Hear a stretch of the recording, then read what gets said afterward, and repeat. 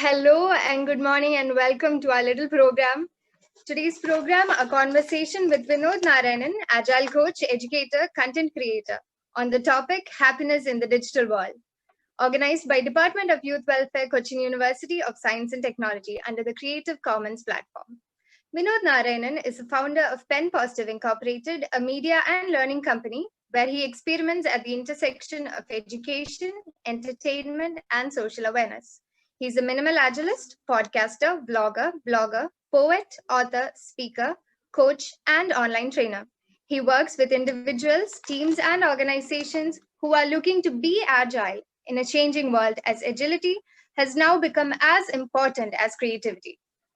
As an electrical engineering graduate from National Institute of Technology, Calicut, he spent the last 27 years in the tech field in a range of roles as entrepreneur, manager, consultant, implementing digital transformations, enterprise content management, and e-learning initiatives in the US, India, the UK, and Dubai. Currently, he lives in the San Francisco Bay Area with his partner and kids. His digital persona, Balla Tapahen, keeps him connected with his roots in Kozhikode. We welcome you, sir, and we are very much delighted to have you here with us. I would also like to welcome students, parents, faculty, non-faculty members, and all others who have joined here and logged in from their respective homes. Now, I would like to hand over the session to moderator, Dr. P.K. Baby, Director, Youth Welfare Department, CUSAT. Over to you, sir. Namaskaram. Welcome, Vinod Narayanan. നമ്മൾ മെസ്സേജിൽ പറഞ്ഞിരുന്നതുപോലെ ഈ programme നമ്മൾ ചെയ്യുന്ന മലയാളത്തിലാണ്. അതുകൊണ്ടാണ് ഞാൻ മലയാളത്തിലേക്ക് പെട്ടെന്ന് സ്വിച്ച് ഓവർ ചെയ്തത്. കൂടുതൽ കുട്ടികളുടെ സൗകര്യവും ചോദ്യം ചോദിക്കാനുള്ള സൗകര്യമൊക്കെ വെച്ചിട്ട് നമ്മൾ പിന്നെ കേരളത്തിലായതുകൊണ്ട് നമ്മൾ മലയാളത്തിൽ ചെയ്യാം എന്നാലോചിക്കാൻ ഉണ്ടായത്. ഈ പ്രോഗ്രാമിൻ്റെ ഒരു സ്ട്രക്ചർ നമ്മൾ പ്ലാൻ ചെയ്തിട്ടുള്ള ആദ്യത്തെ ഒരു 30 to 40 minutes വിനോദ് സംസാരിക്കും. അത് കഴിഞ്ഞുള്ള സമയത്ത് നിങ്ങൾക്ക് ഡയറക്റ്റ് ഇൻട്രാക്ഷൻ ആവാം. നമ്മുടെ ടോപ്പിക്ക് നമ്മൾ പറഞ്ഞിരുന്ന പോലെ ഡിജിറ്റൽ യുഗത്തിലെ സന്തോഷ സാധ്യതകൾ എന്നുള്ള ഒരു വിഷയത്തിലാണ് നമ്മൾ സംസാരിക്കുന്നത്. അപ്പോൾ അതുമായിട്ട് ബന്ധപ്പെട്ട ചോദ്യങ്ങളിലേക്ക് കഴിയുന്നത്ര വരാൻ ആളുകൾ ശ്രദ്ധിക്കുക എന്നുള്ള മാത്രമാണ് ഒരു മോഡറേറ്റർ എന്ന നിലയിൽ എനിക്ക് പറയാനുള്ളത്. കാരണം ആ ഒരു സമയത്ത് അങ്ങനെ ഒരു ഇന്ററാക്ഷൻ ഉണ്ടാവാതിരിക്കാൻ വേണ്ടിയിട്ടാണ് ഞാൻ പറയുന്നത്. അപ്പോൾ നമ്മൾ നേരിട്ട് പരിപാടിയിലേക്ക് പോകുന്നു. ഈ പ്രോഗ്രാം തുടങ്ങാൻ വേണ്ടിയിട്ട് ശ്രീ വിനോദിനെ സ്വാഗതം ചെയ്യുന്നു. മൈക്ക് വിനോദിന് കൈമാറുന്നു. നന്ദി doctor Baby, Athira and everyone who were there. മലയാളത്തിൽ തുടങ്ങാൻ ഇടയ്ക്ക് കുറച്ച് ഇംഗ്ലീഷിൽ വന്നു പോവും. കാരണം നമ്മളിങ്ങനെ ഈ മലയാളത്തിലോട്ട് വരണമെന്നുണ്ടെങ്കിൽ അതിൻ്റെ ഒരു മലയാളം ഇത് വരണം. അപ്പം അതങ്ങനെ വരും വിചാരിക്കാം. നമ്മളവിടെ തുടങ്ങി കഴിഞ്ഞ് കഴിഞ്ഞിട്ടുണ്ടെങ്കിൽ വണ്ടി സ്റ്റാർട്ട് ചെയ്യുന്നതിന് ചെറിയൊരു ബുദ്ധിമുട്ടുണ്ടാവില്ല. അത് കഴിഞ്ഞിട്ട് അങ്ങ് പോകും വിചാരിക്കാം. ഒന്ന് ഗ്യാരണ്ടീസ് ഒന്നുമില്ല. ഈ പ്രോഗ്രാം കഴിയുമ്പോഴേക്കും എല്ലാവർക്കും ജീവിതത്തിൽ കംപ്ലീറ്റ് സന്തോഷം കിട്ടുന്നുള്ള യാതൊരുവിധ ഗ്യാരണ്ടി ഇല്ല. എൻ്റെ ചില സംശയങ്ങളും ചിന്തകളും ചില തോട്ട് പ്രോസസ് നിങ്ങളെ കൂടെ ഷെയർ ചെയ്യുക എന്നുള്ളതാണ്. മേ ബി ക്വസ്റ്റ്യൻസ് ആയിരിക്കും. ആദ്യത്തെ ഒരു ക്വസ്റ്റ്യൻ, അത് ഇപ്പം ഉത്തരം പറയേണ്ട, നിങ്ങൾ മനസ്സിലിട്ടാൽ മതി. Who is responsible for our happiness എന്നുള്ളതാണ്. നമ്മളെ സന്തോഷത്തിന് ആരാണ് ഉത്തരവാദി എന്നുള്ളൊരു ചോദ്യമുണ്ട്. എൻ്റെ ഉത്തരം നമ്മളാണ് ഉത്തരവാദി എന്നുള്ളത്. അതായത് എൻ്റെ സന്തോഷത്തിന് ഞാനാണ് ഉത്തരവാദി എന്ന് പറഞ്ഞാൽ വേറൊരാളുടെ സന്തോഷത്തിന് ഞാൻ ഉത്തരവാദി അല്ല എന്നുള്ളതാണ്. കാരണം വേറൊരാളെ സന്തോഷിപ്പിക്കാൻ വേണ്ടിയിട്ട് എൻ്റെ ജീവിതം പാഴാക്കാൻ ഞാൻ തയ്യാറല്ല എന്നുള്ളത് വളരെ സിമ്പിൾ ആയിട്ടുള്ള സംഭവം. ഓരോരുത്തരും അവരവരുടെ സന്തോഷത്തിന്റെ വേറെ കാര്യം നോക്കിക്കഴിഞ്ഞിട്ടുണ്ടെങ്കിൽ നമ്മൾ വേറൊരാളെ ബുദ്ധിമുട്ടിക്കരുത്. പക്ഷെ നമ്മളുടെ സന്തോഷത്തിന്റെ ഒരു ഉത്തരവാദിത്വം നമുക്ക് ഉണ്ടാവണം. അപ്പോൾ ഡിജിറ്റൽ ഏജ് ആവുന്ന സമയത്ത് സ്വാഭാവികമായിട്ടും പല കാര്യവും നമ്മളെ കൺട്രോളിലാവുന്ന സമയത്ത് നമ്മളെ സന്തോഷം എങ്ങനെ വേണം എന്നുള്ളത് നമുക്ക് അത് കുറച്ചും കൂടെ കീനായിട്ട് ആ റെസ്പോൺസിബിലിറ്റി നമ്മൾ ഏറ്റെടുക്കണം എന്നുള്ളതാണ് തോന്നുന്നത്. ഡിജിറ്റൽ ഏജ് നമ്മൾ അല്ലെങ്കിൽ ഡിജിറ്റൽ യുഗം എന്ന് പറയുന്നത്, ഐ തിങ്ക് ഈ ഡിസ്കഷൻ നമ്മളൊരു വർഷം മുമ്പേ ആയിരുന്നെങ്കിൽ ഞാൻ ചിലപ്പോൾ കുറച്ച് ഡിഫറെൻ്റ് ആകുമായിരുന്നു ആ എൻറ്റയർ കോൺവെർസേഷൻ. കാരണം digital age pre Covid, digital age Covid, post Covid എന്നുള്ള രണ്ട് രീതിയിൽ നമുക്ക് തരംതിരിക്കേണ്ടി വരും. കാരണം കോവിഡ് കാലത്തിന് മുമ്പേ ഡിജിറ്റൽ ഗാഡ്ജറ്റ്സും ഡിജിറ്റൽ കാര്യങ്ങളും ഉപയോഗിക്കുമ്പോൾ ആൾക്കാർക്ക് തോന്നിയ ഒരു ഗിൽട്ട് ഇന്ന് ചിലപ്പം തോന്നുന്നുണ്ടാവില്ല. കാരണം നമ്മൾ പ്രീ കോവിഡ് കാലത്ത് നിങ്ങൾ ഫോണിന്റെ മുകളിൽ ഇരുന്ന് കുത്തിയിരിക്കുകയാണെങ്കിലോ അല്ലെങ്കിൽ നിങ്ങൾ എന്തെങ്കിലും കാര്യങ്ങൾ ഡിജിറ്റലായിട്ട് ചെയ്തിരിക്കുകയാണെങ്കിലും വേറെ ചെയ്യാൻ വേണ്ടിയിട്ട് നഷ്ടപ്പെടുന്ന കുറേ കാര്യങ്ങൾ ലോകത്തിൽ ഉള്ളതായിട്ടുള്ളൊരു ബോധ്യം നിങ്ങളെ നിരന്തരം നമ്മളെയൊക്കെ അലട്ടിക്കൊണ്ടിരിക്കും. ഇന്നത് ഇല്ലാന്ന് വരുന്ന സമയത്ത് നമുക്ക് അങ്ങനെ ഒരു ഗിൽട്ട് ചിലപ്പോൾ ഫീൽ ചെയ്യാൻ സാധ്യത ഉണ്ടാവില്ല. അപ്പൊ അങ്ങനെ ഡിജിറ്റൽ ഏജിനെ പ്രീ കോവിഡും post Covid, Covid and post Covid എന്നുള്ള രീതിയിൽ തരം തിരിച്ചിട്ട് നമ്മൾ നോക്കണം ഹാപ്പിനെസ് എന്നുള്ളൊരു കോൺസെപ്റ്റിനെ നോക്കുകയാണെങ്കിൽ. അപ്പൊ ഈ രണ്ട് സമയത്തും കോൺസ്റ്റന്റ് ആയിട്ടുള്ള ഒരു ഫാക്ടർ മാത്രമേ ഉള്ളൂ, ടൈം, സമയം. സമയം എന്നുള്ള സാധനം 24 മണിക്കൂറായിരുന്നു കോവിഡിന് മുമ്പേ, 24 മണിക്കൂറാണ് കോവിഡിന്റെ സമയത്ത്, 24 മണിക്കൂറായിരിക്കും കോവിഡ് കഴിഞ്ഞിട്ട്. അപ്പം ക്വസ്റ്റ്യൻ ഈസ്, നമ്മളെ സന്തോഷം എന്നുള്ളത് സമയം ആയിട്ട് ബന്ധപ്പെടുത്തിയിട്ട് കിടക്കുന്ന ഒരു സാധനമാണോ? അതായത് ഡിജിറ്റൽ യുഗത്തിലാണെങ്കിലും എപ്പോഴാണെങ്കിലും സമയമായിട്ട് ബന്ധപ്പെട്ട് കിടക്കുന്നതാണോ സന്തോഷം എന്ന് പറയുന്ന ഒരു സാധനം? കാരണം അത് ഡിഫൈൻ ചെയ്യേണ്ട ഒരു ആവശ്യമുണ്ട് സന്തോഷം എന്നുള്ളത്. അത് ഓരോരുത്തർക്കും ഓരോന്നായിരിക്കും. പക്ഷെ എന്നാലും അതൊന്ന് ഡിഫൈൻ ചെയ്യാം. അപ്പൊ 3 ചോദ്യങ്ങളാണ് എനിക്ക് ടൈം എന്നുള്ള ആ ഒരു കോൺസെപ്റ്റില് ഹാപ്പിനെസ് ആയിട്ട് നോക്കുന്ന സമയത്ത്. ഒന്ന്, does time make me happy? സമയം എന്നെ സന്തോഷവാനാക്കുന്നുണ്ടോ? സമയമില്ലെങ്കിൽ അത് എൻ്റെ സന്തോഷം എടുത്തു കളയുന്നുണ്ട്, അത് ഉറപ്പാണ്. കാരണം ഒരു 40-45 വയസ്സാവുന്ന സമയത്ത് തിരിഞ്ഞു നോക്കുമ്പോൾ അയ്യോ സമയം പോയല്ലോ എന്നുള്ള തോന്നൽ ഒരു സന്തോഷമല്ല തരുന്നത്. പെട്ടെന്ന് പരീക്ഷ എഴുതാൻ നേരത്ത് ജീവിതത്തിൽ ഒരു പ്രായമാവുന്ന സമയത്ത് പിന്നിലേക്ക് തിരിഞ്ഞു നോക്കുമ്പോൾ അങ്ങനത്തെ സമയത്തൊക്കെ നമുക്ക് സന്തോഷമല്ല തരുന്നത്. പരീക്ഷ എഴുതിക്കൊണ്ടിരിക്കുക, 2 മണിക്കൂറിന്റെ പരീക്ഷയാണ്, 1.5 മണിക്കൂർ കഴിഞ്ഞു, തിരിഞ്ഞു നോക്കുമ്പോൾ സമയം നഷ്ടപ്പെട്ടു എന്ന് പറയുമ്പോൾ സന്തോഷമല്ല തരുന്നത്. ഇപ്പൊ നിങ്ങൾ ഇവിടെ ഞാൻ പറയുന്നത് നിങ്ങൾക്ക് ബോറടിച്ചുകൊണ്ടിരിക്കുകയാണെങ്കിൽ ഇവിടെ ഇരിക്കണം എന്നുള്ള ഭയങ്കര നിർബന്ധം ഉണ്ടെങ്കിൽ ഒരു 25 മിനിറ്റ് കഴിയുമ്പോൾ തിരിഞ്ഞു നോക്കുമ്പോൾ 25 മിനിറ്റ് കഴിഞ്ഞു, ഒരു സന്തോഷമാണ്, ഇനി അധികം ഇല്ലല്ലോ എന്നുള്ളത്. അപ്പൊ നമ്മുടെ സമയം എന്നുള്ളത് നമ്മളെ സന്തോഷിപ്പിക്കുന്നുണ്ടോ അതോ ജനറലി ടൈം എന്ന് പറയുന്നത് does it make us happy or not എന്നുള്ളൊരു ചോദ്യമുണ്ട്. ആ ഒരു ചോദ്യത്തിന് ഉത്തരം കിട്ടിക്കഴിഞ്ഞിട്ടുണ്ടെങ്കിൽ അത് നിങ്ങൾ എങ്ങനെയാണ് നിങ്ങൾ സമയത്തിനെ കൺസിഡർ ചെയ്യുന്നത് എന്നുള്ളത്, നിങ്ങൾ ആ സമയം കൊണ്ട് എന്ത് ചെയ്യുന്നു എന്നുള്ളത് പ്രസക്തമാണ്. What are you doing with the time? കൂടെ what are you not doing with the time? നിങ്ങൾ എന്താ സമയം കൊണ്ട് ചെയ്യാതിരിക്കുന്നത് എന്നുള്ളത്. നിങ്ങൾ ചിലപ്പം ചെയ്യില്ല എന്ന് സ്വയം തീരുമാനിച്ച സാധനങ്ങളായിരിക്കാൻ മതി, അല്ലെ നിങ്ങൾക്ക് ചെയ്യാൻ പറ്റാതിരിക്കുന്ന സാധനങ്ങളായിരിക്കാം. അപ്പൊ ഈ 3 ചോദ്യങ്ങൾ സമയവുമായി ബന്ധപ്പെടുത്തിയിട്ട് സന്തോഷിപ്പിക്കുന്നുണ്ടോ, എന്താണ് സമയം കൊണ്ട് ചെയ്യുന്നത്, എന്താണ് സമയം കൊണ്ട് ചെയ്യാത്തത്, ഈ 3 ചോദ്യങ്ങൾ അതിനുള്ള ഉത്തരം അത് പലപ്പോഴും സമയം എന്നുള്ള കോൺസെപ്റ്റ് വരുന്ന സമയത്ത് നിരന്തരം എനിക്ക് മുമ്പിൽ വരുന്ന 3 ക്വസ്റ്റ്യൻസ് ആണത്. കാരണം അത്രയും പ്രഷ്യസ് ആണ് ടൈം. അത് തീരെ നമുക്ക് കിട്ടുന്നില്ല, പോയിക്കൊണ്ടിരിക്കുകയാണ്. കോവിഡ് ഉണ്ടെങ്കിലും ഇല്ലെങ്കിലും കുറഞ്ഞുകൊണ്ടിരിക്കുന്ന ഒരു റിസോഴ്സ് മാത്രമായിട്ട് നമ്മളെ മുമ്പിലുള്ളതാണ്. അതുമായിട്ട് ബന്ധപ്പെട്ടിട്ടാണ് നമ്മളെ സന്തോഷം. ഈ സമയം തീർന്നു കഴിഞ്ഞിട്ടുണ്ടെങ്കിൽ വേറെ സന്തോഷമൊന്നുമില്ല.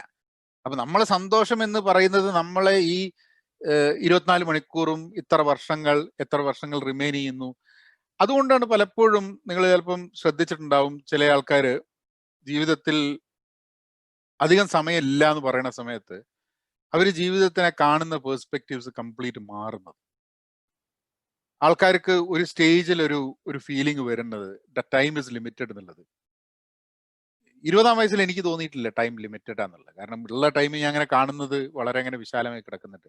40 ആയപ്പോൾ അത് കുറഞ്ഞ മാതിരി തോന്നി, 50 ആയപ്പോൾ വീണ്ടും കുറഞ്ഞു എന്ന് മനസ്സിലായി. അപ്പോ പിന്നെ ഒരു കണക്കിന് ബുദ്ധിമുട്ടാണ്.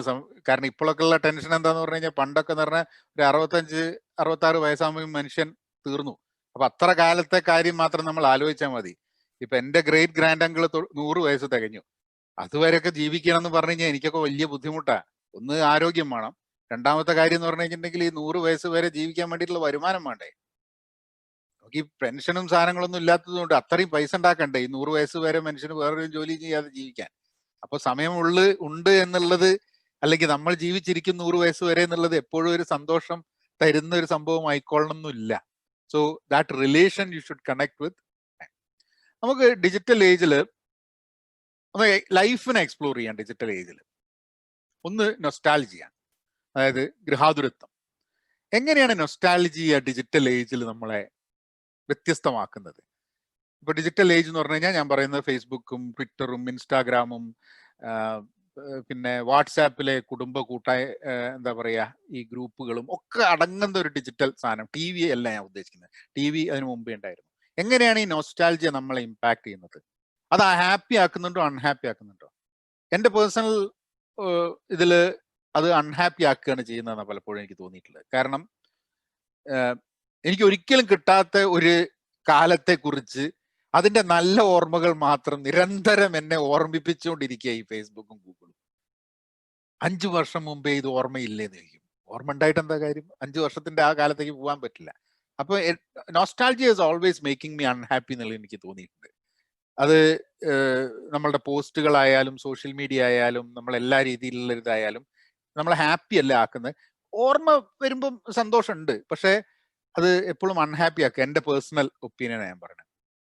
എക്സ്പീരിയൻസ്, അനുഭവങ്ങൾ, അതിപ്പോ നിങ്ങൾ ഭക്ഷണം, പ്രണയം, ഒരുമിച്ചുള്ള കൂട്ടായ്മകൾ, ഇതിൻ്റെയൊക്കെ അനുഭവം ഡിജിറ്റൽ ഏജ് നമുക്ക് മാറ്റുന്നില്ലേ? കോവിഡ് കാലം അല്ലാതെ നോക്കണേ, കാരണം കോവിഡ് കാലത്തിൽ പലതും വളരെ ലിമിറ്റഡ് ആയി ഇരിക്കുകയാണ്. പക്ഷെ ഇതൊക്കെ മാറും, നമ്മളൊരു പഴയ മാതിരി ആവും എന്നുള്ളൊരു പ്രതീക്ഷയൊക്കെ ഉണ്ട്. അങ്ങനെ തീർത്തും അങ്ങനെ ആവാനുള്ള സാധ്യതകൾ വളരെ കുറവാണെങ്കിലും. പക്ഷേ എങ്ങനെയാണ് ഈ ഡിജിറ്റൽ ഏജ് നമ്മളുടെ ഫുഡിനെയും പ്രണയത്തെയും നമ്മളുടെ ആ ഒരു കൂട്ടായ്മയും ഒത്തുചേരലിനെയും ഒക്കെ മാറ്റിയിട്ടുള്ളത്? എനിക്ക് തോന്നുന്നു ഫുഡിൽ വലിയൊരു മാറ്റം വന്നിട്ടുള്ളത് കഴിക്കുന്നതിന്റെ മുമ്പ് ഫോട്ടോ എടുക്കണം. കാരണം അല്ലെങ്കിൽ കഴിച്ചു കഴിഞ്ഞിട്ടുണ്ടെങ്കിൽ പിന്നെ അതിന് ഭംഗി ഉണ്ടാവില്ല ഇൻസ്റ്റാഗ്രാമിൽ പോസ്റ്റ് ചെയ്യുന്ന സമയത്ത്. ഇതിന് വേറൊരു പ്രശ്നം എന്താ ഉള്ളതെന്ന് പറഞ്ഞു കഴിഞ്ഞിട്ടുണ്ടെങ്കിൽ, നമ്മൾ നല്ല ഓർമ്മകൾ ആ സമയത്ത് ക്യാപ്ചർ ചെയ്ത് ഇൻസ്റ്റാഗ്രാമിൽ ഇട്ട് കഴിഞ്ഞിട്ട് ഇവൻ ഇത് നമ്മൾ ഏറ്റവും സാഡ് ആയിരിക്കുന്ന സമയത്ത്, ഏറ്റവും അൺഹാപ്പി ആയിരിക്കുന്ന സമയത്ത് കാണിക്കും. കണ്ടില്ലേ എന്തായടാ എന്റെ സ്ഥിതി, ഇത് കണ്ടില്ലേ, ഇങ്ങനെയൊക്കെ സന്തോഷിച്ചിട്ടാണ് നീ ഇരുന്നത്. മാത്രമല്ല എല്ലാ ആൾക്കാരുടെയും നല്ല മൂമെന്റ്സ് നമ്മൾ മുമ്പിൽ ഇങ്ങനെ കൊണ്ടുതരും. അപ്പൊ നമുക്കൊരു ധാരണ ഉണ്ടാവും ബാക്കിയുള്ള ആൾക്കാർക്കൊക്കെ വളരെ സന്തോഷമാണ്, നമ്മളെ ജീവിതം മാത്രം അങ്ങനെ ആകെ ഒന്നിനും കൊള്ളാത്ത മാതിരിയായി പോയി. അപ്പൊ അങ്ങനെ ഒരു അനുഭവങ്ങളെ വളരെ റിയാലിറ്റിയിൽ നിന്ന് മാറ്റി കാണിക്കാൻ വേണ്ടിയിട്ടുള്ള ഒരു സംഭവം ഡിജിറ്റൽ ഏജിന് ഉണ്ട് എന്ന് എനിക്ക് തോന്നുന്നുണ്ട്. നമ്മൾ കൺട്രോൾ ചെയ്തില്ലെങ്കിൽ നമ്മൾ കാണുന്ന സാധനം വോണ്ട് ബി ദ റിയൽ സംഭവം. പക്ഷെ നമ്മളത് ഒരു മൈൻഡ് പ്ലേ നടക്കും ഈ സാധനത്തിന്. റിലേഷൻഷിപ്സ്, നമ്മളെ ബന്ധങ്ങളിൽ വരുന്ന വലിയൊരു സംഭവം. എനിക്ക് കഴിഞ്ഞ ദിവസമാണ് ഞാൻ പുറത്ത്, എനിക്ക് പരിചയമുള്ള ഒരു കക്ഷിയുണ്ട് ഇവിടെ. ഞാൻ സ്ഥിരം കാണുന്ന കക്ഷിയൊന്നുമല്ല, പരിചയമുള്ളൊരു കക്ഷിയാണ്. എനിക്ക് അയാളെ അറിയാം, അയാളെ പേര് ഞാൻ മറന്നുപോയി. ഇയാളെ എനിക്ക് കണ്ടുപിടിക്കാൻ പറ്റുന്നില്ല. എനിക്ക് അയാൾക്ക് പേര് പറഞ്ഞൂടെ, അയാളെ ഞാൻ കണ്ടിട്ടുണ്ട്, 2-3 പ്രാവശ്യം കണ്ടിട്ടുണ്ട്, എൻ്റെ ഫോണിലുണ്ട്, നമ്പർ ഉണ്ട്, പക്ഷെ ഇയാളുടെ പേര് എനിക്ക് അറിഞ്ഞൂടാ. ഫേസ്ബുക്കിലൊന്നും ഇയാൾ ആക്റ്റീവും അല്ല. അതായത് ഈ സോഷ്യൽ മീഡിയയിൽ ഇല്ലാതെ എന്നെ കണക്ട് ചെയ്തൊരു കക്ഷി, വലിയ പരിചയം ഇല്ലാത്തൊരു കക്ഷിനെ എനിക്ക് പൂർണ്ണമായിട്ട് എൻ്റെ ലൈഫിൽ നിന്ന് ഇല്ലാണ്ടായി പോവുകയാണെന്നുള്ള, എൻ്റെ ലൈഫിൽ നിന്നല്ല എൻ്റെ ഓർമ്മ. അയാൾ എന്നെ കോണ്ടാക്ട് ചെയ്താൽ എനിക്ക് ഓർമ്മ വരും, പക്ഷെ ഇപ്പൊ എനിക്ക് ഓർമ്മ വരുന്നില്ല. എനിക്ക് കുറച്ച് പോയിന്റ്സ് കണക്ട് ചെയ്യാൻ പറ്റും അയാളെ പറ്റിയിട്ട്. അതായത് അയാള് എവിടെയോ ജോലി ചെയ്യുന്നുണ്ടെന്ന് അറിയാം, എവിടെയോ വെച്ച് ഞാൻ അയാളെ കണ്ടത് എന്ന് എനിക്ക് കൃത്യമായിട്ട് ഓർമ്മിക്കാൻ പറ്റുന്നില്ല. പക്ഷേ ഞാനൊരു 2 വർഷമായിട്ട് അയാളെ കോണ്ടാക്ട് ചെയ്തിട്ട്, ഇവിടെ അടുത്ത് തന്നെ താമസിക്കുന്ന ഒരു കക്ഷിയാണ്. But I lost connection with that person. എനിക്ക് മെന്റൽ മാപ്പിൽ എനിക്ക് അയാളെ കണക്ട് ചെയ്യാൻ പറ്റുന്നില്ല. അങ്ങനെയുള്ള റിലേഷൻഷിപ്സിൽ ഉണ്ടാവുന്ന പ്രശ്നങ്ങൾ, അത് ഞാൻ ധാരാളം ഉപയോഗിക്കുകയും സോഷ്യൽ മീഡിയ വഴിയും ഫോൺ വഴിയാണ് അധികവും ആൾക്കാരുമായിട്ട് റിലേറ്റ് ചെയ്യുന്നതെന്നും, ഈ കഴിഞ്ഞൊരു 8 മാസത്തിൽ 9 മാസത്തിൽ വേറെ അല്ലാത്ത ഒരാളുമായിട്ടും നമ്മൾ നേരിട്ട് കണക്ട് ചെയ്തിട്ടില്ല എന്നുള്ളത് കൊണ്ടും ഉണ്ടാവുന്ന ഒരു പ്രോബ്ലം ഒരു ഇഷ്യൂ ആയിരിക്കാൻ മതി, ഐ ഡോണ്ട് നോ. ബട്ട് റിലേഷൻഷിപ്പിനെ അങ്ങനെ ബാധിക്കുന്നുണ്ട്. പിന്നെ സ്ലീപ്പ്, ഉറക്കം, നമ്മളെ സന്തോഷവാനാക്കുന്നതിൽ ഏറ്റവും കൂടുതൽ ഇമ്പോർട്ടൻ്റ് ആയിട്ടുള്ള സാധനമാണ് ഉറക്കം. അതിനെ എങ്ങനെ ബാധിക്കുന്നത്? അപ്പൊ ഈ ഒരു 4 ഇതുപോലെ തന്നെ നിങ്ങൾ ഓരോ ഇതെടുത്ത് ഡിജിറ്റൽ ഏജിൽ അതെങ്ങനെ ഇമ്പാക്ട് ചെയ്യുന്നുള്ളത്, പേഴ്സണലി എന്നെ ഇമ്പാക്ട് ചെയ്യുന്ന മാതിരി ആവില്ല നിങ്ങൾ ഓരോരുത്തരെയും ഇമ്പാക്ട് ചെയ്യുക. പക്ഷെ ഡിജിറ്റൽ ഏജിൽ നമ്മൾ ജീവിക്കുന്ന സമയത്ത് എങ്ങനെ നമ്മളുടെ ഓരോ ലൈഫിലെ പോയിന്റ്സും എങ്ങനെ എക്സ്പീരിയൻസ് ആവുന്നു എന്നുള്ളത് നമുക്ക് ആലോചിച്ച് ചിന്തിച്ച് വെക്കേണ്ടി വരും. ഞാൻ നേരത്തെ പറഞ്ഞ മാതിരി ഗിൽട്ട്, അതായത് കോവിഡിന് മുമ്പേ നമ്മളുടെ ഫോണിൽ കൂടുതൽ നേരം സമയം ചെലവാക്കുന്നതിൽ നമുക്കൊരു ഗിൽട്ട് ഉണ്ടായിരുന്നു. ഇപ്പം ആ ഗിൽട്ട് ഇല്ല. പക്ഷെ എന്നാലും ഞാൻ സ്വയം ആലോചിക്കുകയാണ്, എന്താണ് എനിക്ക് ഈ ഡിജിറ്റൽ ഏജിൽ ഞാൻ മിസ്സായി എന്ന് എനിക്ക് തോന്നുന്നത് വളരെ ഒബ്വിയസ് ആയിട്ട് എനിക്ക് പഴയ മാതിരി ഒരു സുഖമല്ലല്ലോ എന്ന് തോന്നുന്ന എന്തെങ്കിലും ഉണ്ടോ എന്നുള്ള ഞാൻ അന്വേഷിക്കായിരുന്നു. ഉണ്ട്. ഒന്നെന്താന്ന് പറഞ്ഞു കഴിഞ്ഞിട്ടുണ്ടെങ്കിൽ ഒരു സിനിമ മര്യാദയ്ക്ക് എൻജോയ് ചെയ്യാൻ പറ്റുന്നില്ല.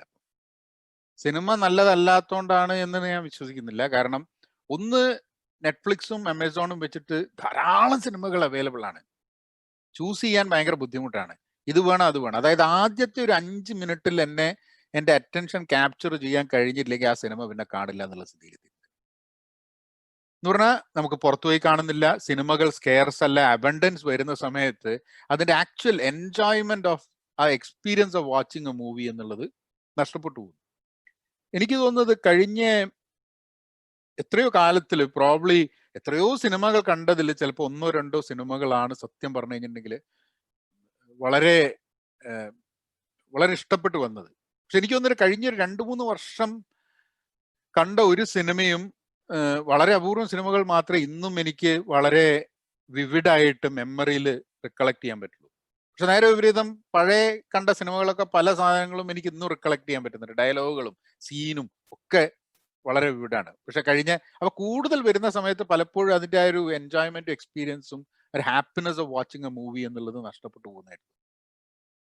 പിന്നെ വായന സ്വാഭാവികമായിട്ടും ഡിജിറ്റൽ ഏജിൽ വായന കൂടുന്നുണ്ടെന്നുണ്ടെങ്കിലും എനിക്ക് താല്പര്യമുള്ള ചില വായനകൾ നടക്കുന്നില്ല എന്നുള്ളതാണ്. കാരണം നമ്മൾ അധികവും ഇന്റർനെറ്റ് വഴി വായിക്കുന്നു, പുസ്തകം വെച്ചിട്ട് വായിക്കുന്നത് നമ്മൾ തന്നെ സമയമെടുത്ത് വായിക്കേണ്ടി വരുന്നു. അതൊരു ജീവിതത്തിന്റെ ഒരു ഭാഗമായിട്ട് പലപ്പോഴും നമ്മൾ തീരുമാനിച്ചാൽ തന്നെ അത് ഡീവിയേറ്റ് ചെയ്ത് പോകുന്നു എന്നുള്ളൊരു പ്രശ്നമുണ്ട്. പിന്നെ റിലാക്സ് ചെയ്യാൻ സമയമല്ല.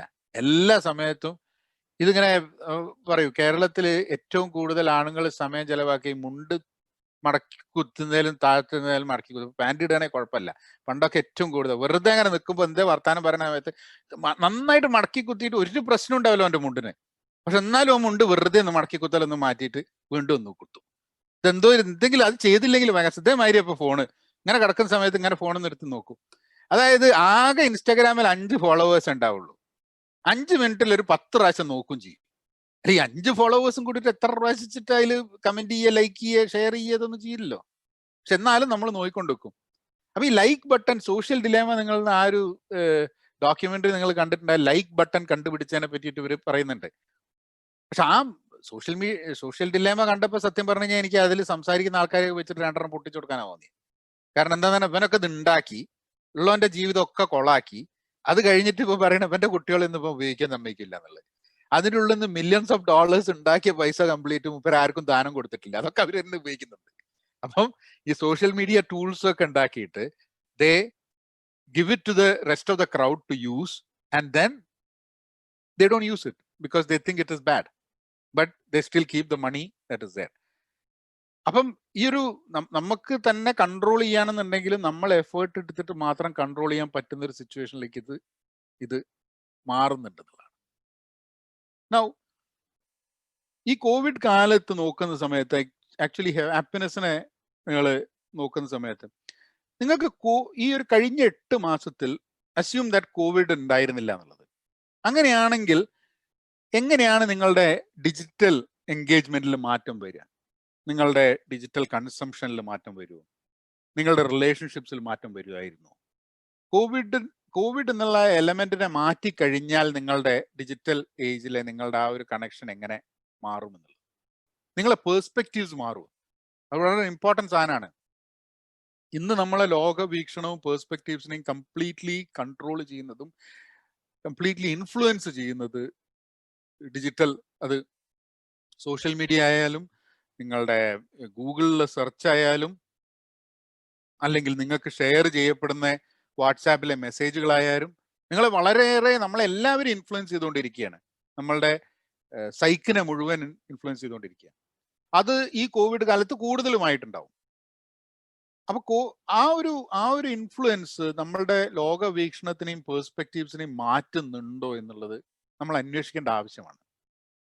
കാരണം എനിക്ക് തോന്നുന്നത് ലോക വീക്ഷണം അതെന്താണ് എന്ന്, ഡിജിറ്റൽ യുഗമാണെങ്കിലും അല്ലെങ്കിലും നമ്മളുടെ പേഴ്സ്പെക്റ്റീവ്സ് ആൻഡ് ലോക വീക്ഷണം നമ്മളെ ഹാപ്പിനെസ്സിനെ അതൊരു വലിയൊരു ഫാക്ടറാണെന്ന് തോന്നുന്നുണ്ട്. ടൈം എന്ന് പറഞ്ഞ പോലെ തന്നെ നമ്മളെ ലോക വീക്ഷണം നമ്മളെ ഹാപ്പിനെസ്സിനെ അതുമായിട്ട് ബന്ധപ്പെടുത്തിയിട്ടാണ് എന്ന് വിചാരിച്ചു കഴിഞ്ഞിട്ടുണ്ടെങ്കിൽ പ്രോബ്ലി നമ്മളുടെ ഒക്കെ ലോകവീക്ഷണത്തിൽ നമുക്ക് പലതും അൺലേൺ ചെയ്യേണ്ടി വരും, പലതും മറക്കേണ്ടി വരും.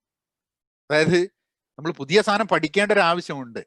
പല പുതിയ പഠിക്കേണ്ട സമയത്തും നമുക്ക് പലതും മറക്കേണ്ടി വരും. അതായത് നിങ്ങൾക്ക് ഇപ്പൊ ചെറിയൊരു വാതിലുണ്ട് വിചാരിക്കുക, ആ വാതിലിന്റെ ഉള്ളിൽ കൂടെ നിങ്ങൾക്ക് കണ്ട് കിടക്കണം പുറത്തേക്ക്, എന്നാൽ മാത്രമേ മുന്നോട്ട് കിടക്കാൻ പറ്റൂ. വലിയൊരു ബാഗേജ് പിന്നിൽ ഇങ്ങനെ തൂക്കിയിട്ടുണ്ട്. അത് നിങ്ങൾ ഉള്ളിൽ കിടക്കുമ്പോൾ നിങ്ങൾ കിടക്കും, പക്ഷെ ബാഗ് അവിടെ കുടുങ്ങി കിടക്കും. ഇതാണ് നമ്മളുടെ ഈ പാസ്റ്റ് ബാഗേജ് എന്ന് പറയുന്ന സാധനം. നമ്മൾ ലേൺ ചെയ്ത, നമ്മൾ വളർന്ന സാഹചര്യം, നമ്മൾ വായിച്ച പുസ്തകങ്ങൾ, നമ്മളെ ചിന്താ കാര്യങ്ങൾ, ഇങ്ങനത്തെ കുറേ സംഭവങ്ങളുണ്ട്. ആ ബാഗേജിനെ ഒന്നെങ്കിൽ ആ ബാഗേജ് ഒന്ന് തുറന്നിട്ട് അതിൽ അനാവശ്യ സാധനങ്ങളൊക്കെ എടുത്ത് വലിച്ചെറിഞ്ഞിട്ട് ബാഗ് മാത്രമായിട്ട് ഉള്ളിൽ കിടക്കാൻ പറ്റണം, അല്ലെങ്കിൽ ബാഗ് തന്നെ എടുത്ത് കളയേണ്ടി വരും ചിലപ്പോൾ.